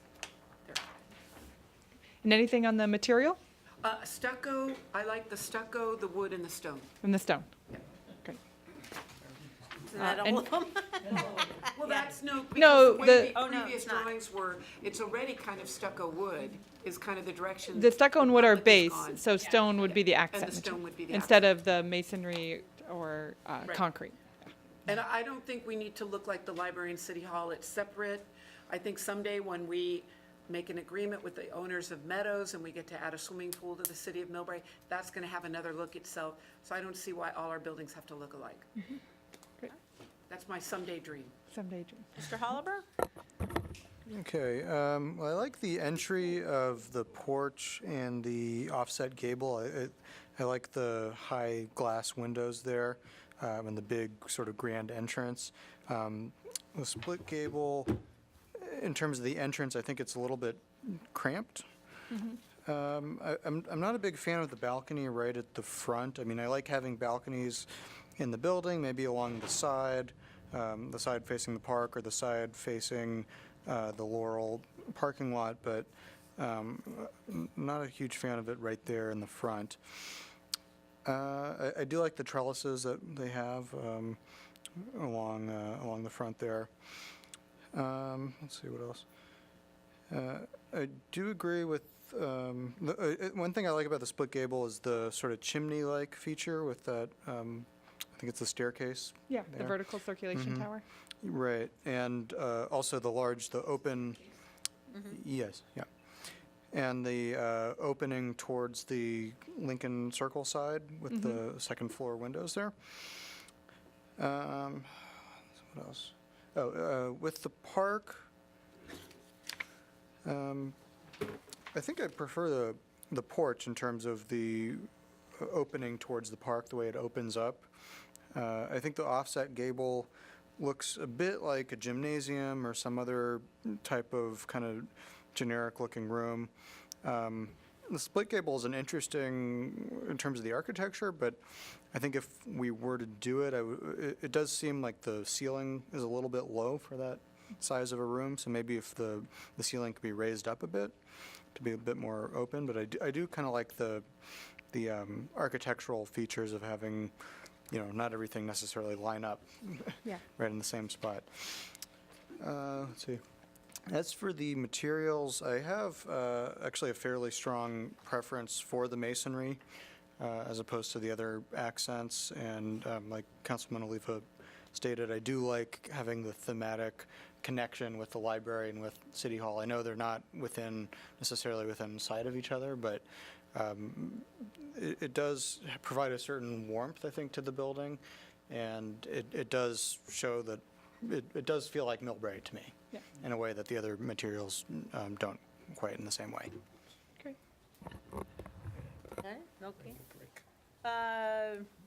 give you a break. My preference is toward the porch and the offset gable. I am concerned as far as the entry goes in the offset gable, that balcony, that's really on the windy side. I think that would be problematic, that people would not enjoy it as much. So my preference is really towards more sort, again, I could live with any of these. I really appreciate the public and the input that they've given. I do like the porch setup. I think that's much more dramatic. I agree with, I think, the majority of the council. I like the symmetry with using the accents in the masonry or stone. I think that plays better throughout the city. Community hall, the back part there, I did like, about the porch, it looked like the second story had more windows. So you're getting more natural light on the porch aspect. I don't like any of them as far as the Lincoln Circle appearance. There's like no light, and that side of the building looks really, oof. I mean, you're going to be driving by there. There's nothing. The front corner there where the staff offices are?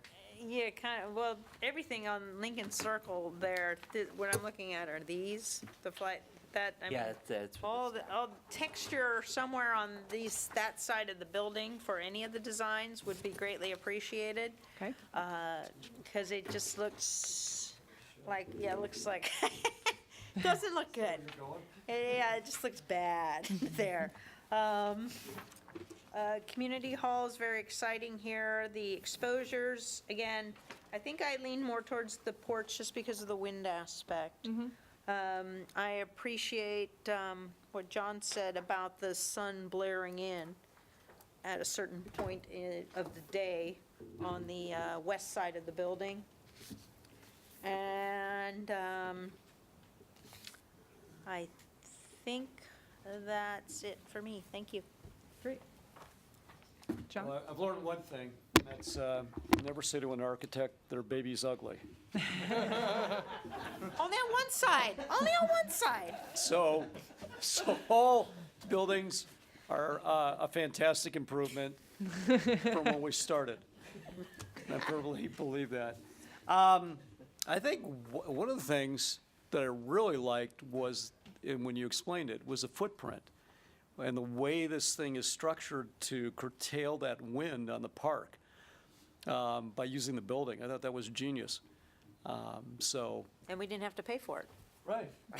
It might cut down on Wayne's wind feature, but anyway, I think it's going to make that park more pleasant.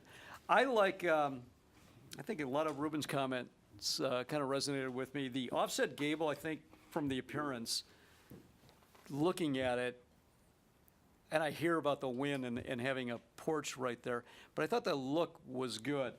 The porch or the offset gable are both, in my opinion, pretty strong-looking buildings. The split gable, from an appearance, I think looking down on it, and I was looking at that roof earlier when you were showing that demonstration, it looks like it really is one of those solar panel farms. And I think it really would be ugly from the Laurel viewpoint, looking down on it. So I wasn't as impressed, not as impressed with the split gable roof. You said ugly. I didn't say ugly.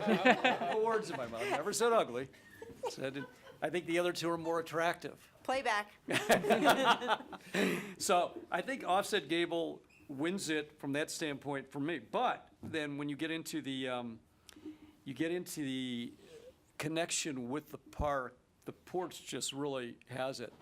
I really like the fact that there's like a little seating staged, tiered seating area that as you're going down into the park, I thought that was really neat. I could just see people sitting out there right by the building. So I thought that was an excellent idea. I love the idea of trellises that are not made of wood. So the steel is a brilliant idea. Because we do have kind of, we have a coastal climate around here, and that wood's just going to get beat up, no matter what kind of hardwood we use. And I think overall, I've got to go with more of that brownish masonry. I love the fact that it's going to be stone for obvious reasons. I think something that's kind of fortress-like is not a bad thing. I think where this is going to differ from all the other buildings in the city, though, is those huge glass windows that you've incorporated into these buildings. And no matter what we do, it's not going to look like any other building in Millbrae. It's not going to look like the library. It's not going to look like City Hall. It's going to stand on its own just simply because of all the glass. I do agree with Madam Mayor here on the Lincoln Circle side. Whatever design we come up with, something's got to be done with that, because if we're going to see that from the street as you're driving up, and it looks like sort of use the term shed? Yeah, I'd use it. institution, something. It's like, It looks more utilitarian and less like a building that we would be really proud of, so maybe a little work might have to go into that. So I think probably the terracotta had a strong appeal for me. Okay. But I think you guys have really done a great job putting some great ideas in front of us. I think you do that on purpose, don't you? Don't you start with ideas that just really get us all wound up, and then we go, there's no way I would ever want that building. But you really have taken, I think, our input and really have moved in a great direction. Mayor, a question before anybody goes farther. When you told me today that we've got one more component of the wind study coming. Correct. When the wind study, and I can't remember from what you showed us a couple of months ago, did it show the wind in the morning, in the afternoon, and evening? And I'll say this as a former windsurfer. Our wind pattern, we don't typically have wind in the morning. This September's been a little weird at having wind in the morning. So if, for example, the balcony's off the front of the building or the west side of the building, and it's more used in the morning versus the evenings, that has an aspect too. So I guess long way of saying, with the wind study, can we kind of try to identify the morning wind and the afternoon wind? Typically, in a normal wind year, a non-El Nino year, March through August is our windiest time. September and then October it slants off. So we are going to have times where outside is going to be pleasant on any, whether it's the first floor outdoor space or the balconies. But it would be really helpful to know those wind patterns. And I know they're changing. With climate change, they are changing. Yeah, we can, we'll look into that. Yeah, the study right now is just looking at the prevailing northwestern, western winds, but not taking into account the time of the We day. don't get easterlies that often. Yeah. So, Christopher? All right, so my turn here. Starting off with the offset gable, the porch over an entrance always makes me feel comfortable walking underneath a porch as I enter a building. I particularly fear things like kids screwing around above an entrance, things like that. That doesn't feel as comfortable to me. So I'm really not a fan of the idea of a balcony over the entrance. As far as the entrance to the split gable, I can't, it looks to me from that picture as like, where is the entrance to the building? It's very downplayed.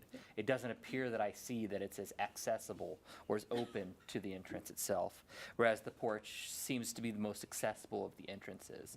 And I do like that upward aiming angle of that roof above the entrance on that side from a wind perspective, but also it's the only one of the three that looks to me like water's draining away from the entrance, not towards the entrance, which I feel more comfortable about the look of it, even if all three do drain the water well. I do agree with everybody that on that side of the building, that corner facing LinkedIn obviously is going to be important for how it looks to the outside and to the public, and the people on that side. They're going to see that as a predominant as they drive by. As far as the back side of the building, I do also like the way the porch faces the park the best, that amount of open light, window coming straight to the community center. And for rentable events, that will be more attractive for a space as far as park engagement, as Wayne said earlier. I do appreciate something mentioned earlier. I believe it was Ann, about those back right corner, or was that Eugenia? That back right corner, both of those feeling kind of like a little dark shed on the porch and on the split gable. So not as hip about that same look. It's the same thing you have on the other side, on the circle side. It's the same issue there. I do also appreciate what Gina was saying about the upper windows on the porch having more light coming into that space. It seems attractive to me. I'm conscious also on the last piece of the entrance is on the split gable, on the offset gable, that affects the interior layout of the windows near the senior center up there. I believe it pushes those windows back towards the senior center. I'm not sure how that plays on the amount of space and privacy they may have. It could help, in that space, having more of a barrier between that and the lobby. So it could be an advantage upstairs for that reason. So that really covers the entry and I think the porch balcony and the massing to it. I liked what Ruben had to say about the chimney effect of the stairwell on split gable. That was rather a nice feature as far as it gives it a center. The porch does have one other thing, I think, long-term, which is that if we do get to the point of building our gymnasium, the porch is facing to the gymnasium, a place to the building next door better than the other buildings do. The second thing is also from the people who are working in the front area, is there a decrease in visibility with the offset gable? Having that balcony there kind of closes down the entrance and view out of the building. So maybe they might not be able to see the plaza as well as they could with the other two. So you talk about the hall park, the engagement of the park, exposed concealed structure. I didn't have a lot to say about that. I do like the balcony on that side. Having a non-square balcony has a nice idea to it. Obviously, cost could be an issue there when you stop building things square. Imagine that could be a problem. And then material palette.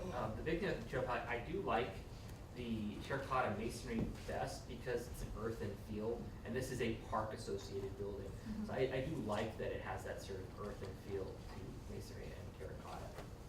I would prefer stone second to that, being that it's a natural product and it looks more natural than concrete glass, although I understand the structural benefits of it. I believe that hits all those points. Great. Great.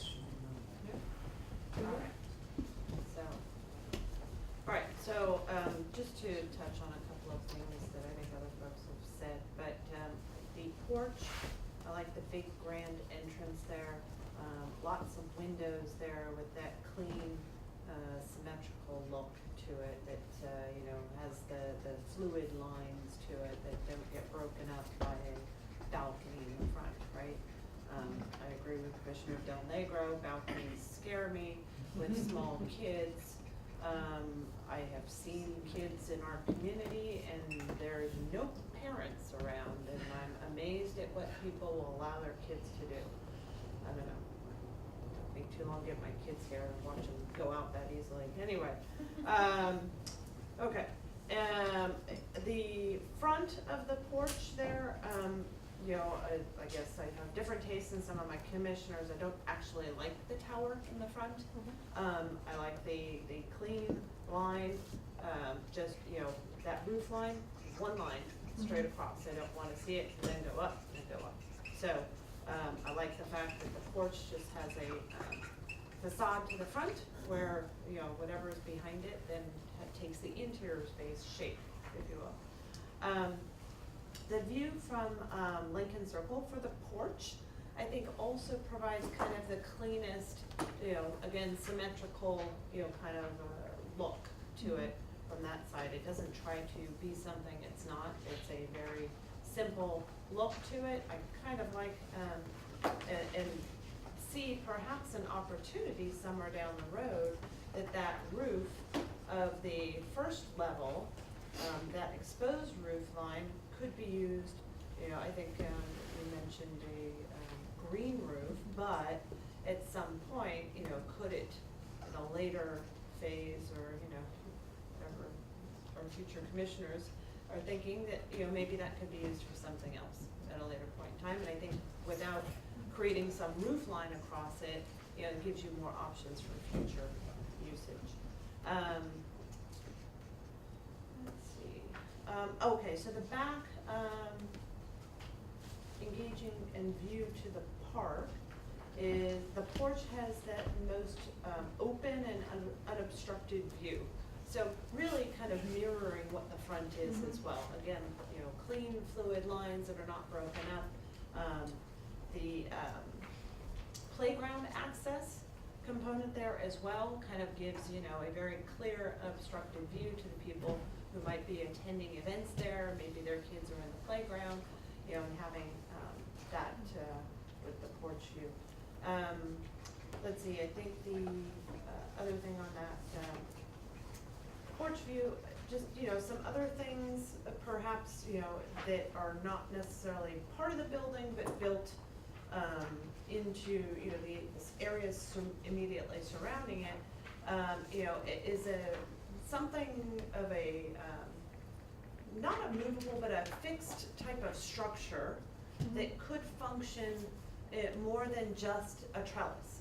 And the type of thing I'm envisioning is something you could put these sailcloths, right, to, and now I can either use it as a trellis or I can go out and staff, could do this on a, that community center on a nice, warm, sunny day.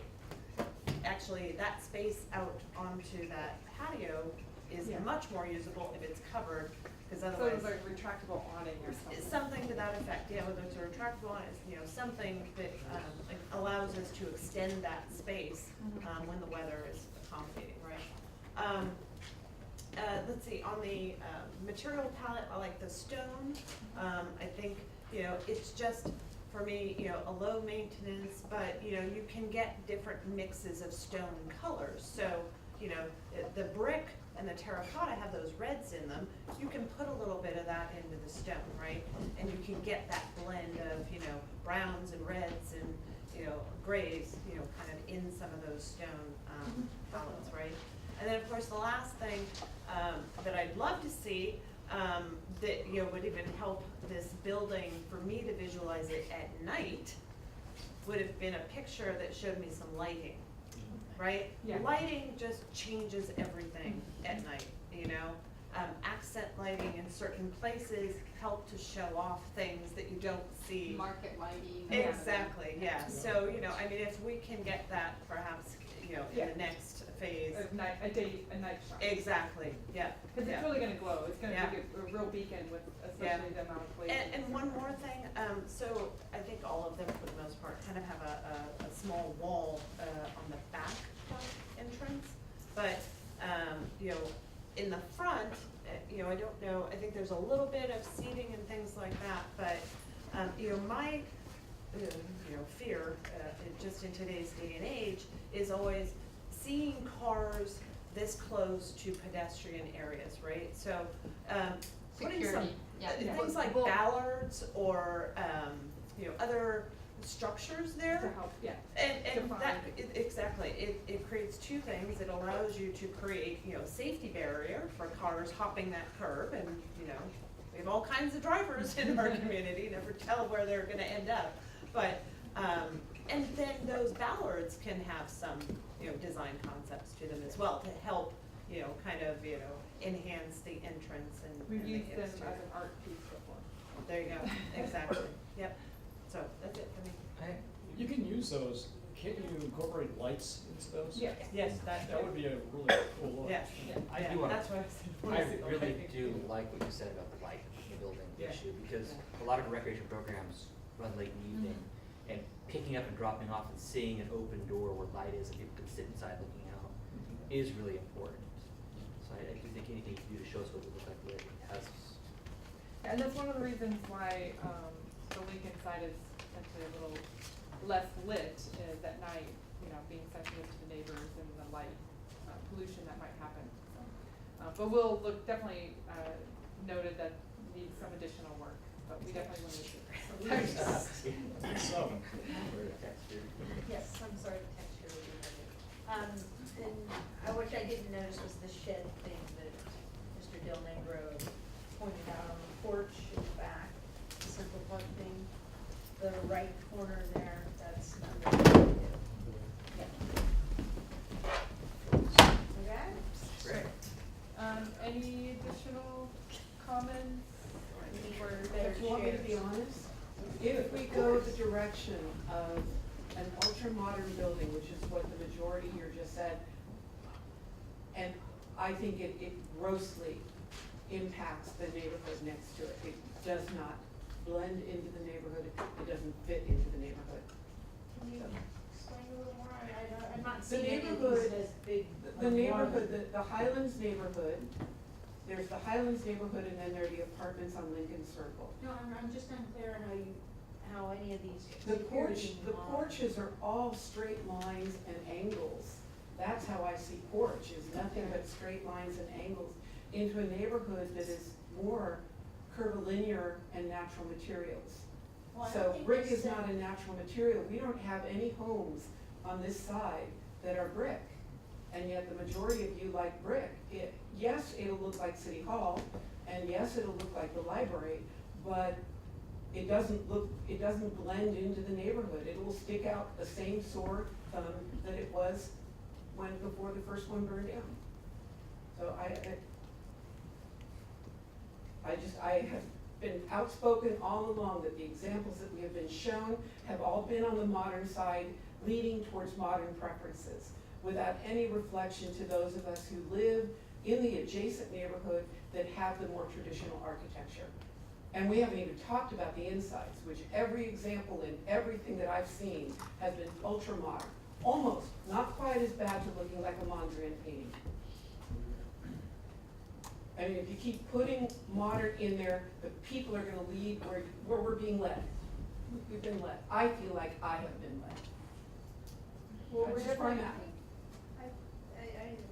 I adamantly dislike brick, Okay. and I'm gonna see that building every day. Okay, understood. I think at one point we did test, what was the other aspect, the more traditional? The offset. The offset gable was definitely the more traditional of the three, and stone is leading, and I think Julie, Commissioner Julie's point of, we could get stone in a color palette that might help work well with the brick. So I think there's different ways, and I think what we'll do is we'll take all the comment that we've heard this evening and come back with a refinement of that and see, you know, at that point, reevaluate and kind of see where the design takes us. So I don't think we're selecting anything at this point. Right, and again, I think this is only 6 individuals here. The public Yes. is the one that are going to make the final decision. I don't know where they Eight came out. individuals, yes. Yeah, well, But, we're individuals, but I'm sure the public Yeah. has all their own ideas Yeah, as well. and definitely, I think what we anticipate relating to is the context, the park context, the neighborhood. I think some of the things, there's positives about each of these, and we are not going to lead the community down to an ultra-modern option, which is not what we've been getting feedback on. Definitely the suggestion about adding some curves into the building is one we can look at in terms of the different spaces, the patio, how we go indoor and outdoor. And I don't feel like any of the comments we've gotten are necessarily contradictory, and I think we've got good input to work with. I forgot to mention, I do like the fact that if you don't have one continuous line in the balcony facing the world, that you're breaking it up, so it doesn't look like it's all in here. And that's referring like to the porch, how we can Yeah, the try and porch. make it more smaller scale, breaking up the larger mass. Yeah, and I think that definitely is our concern on the porch option as well, is the too big of shed roofs up there definitely are gonna feel too massive. And the more we are able to develop the model further in the next phase, we'll be able to work all the way around the building and not just focus on the feature side, and be able to get a better images for you to look at. So appreciate all the input everybody had tonight. Good luck to you all. Thank you for listening and viewing. And again, you saw the online survey. Yeah. Please provide your feedback. Thank you, everybody. Thank you. And to the porch.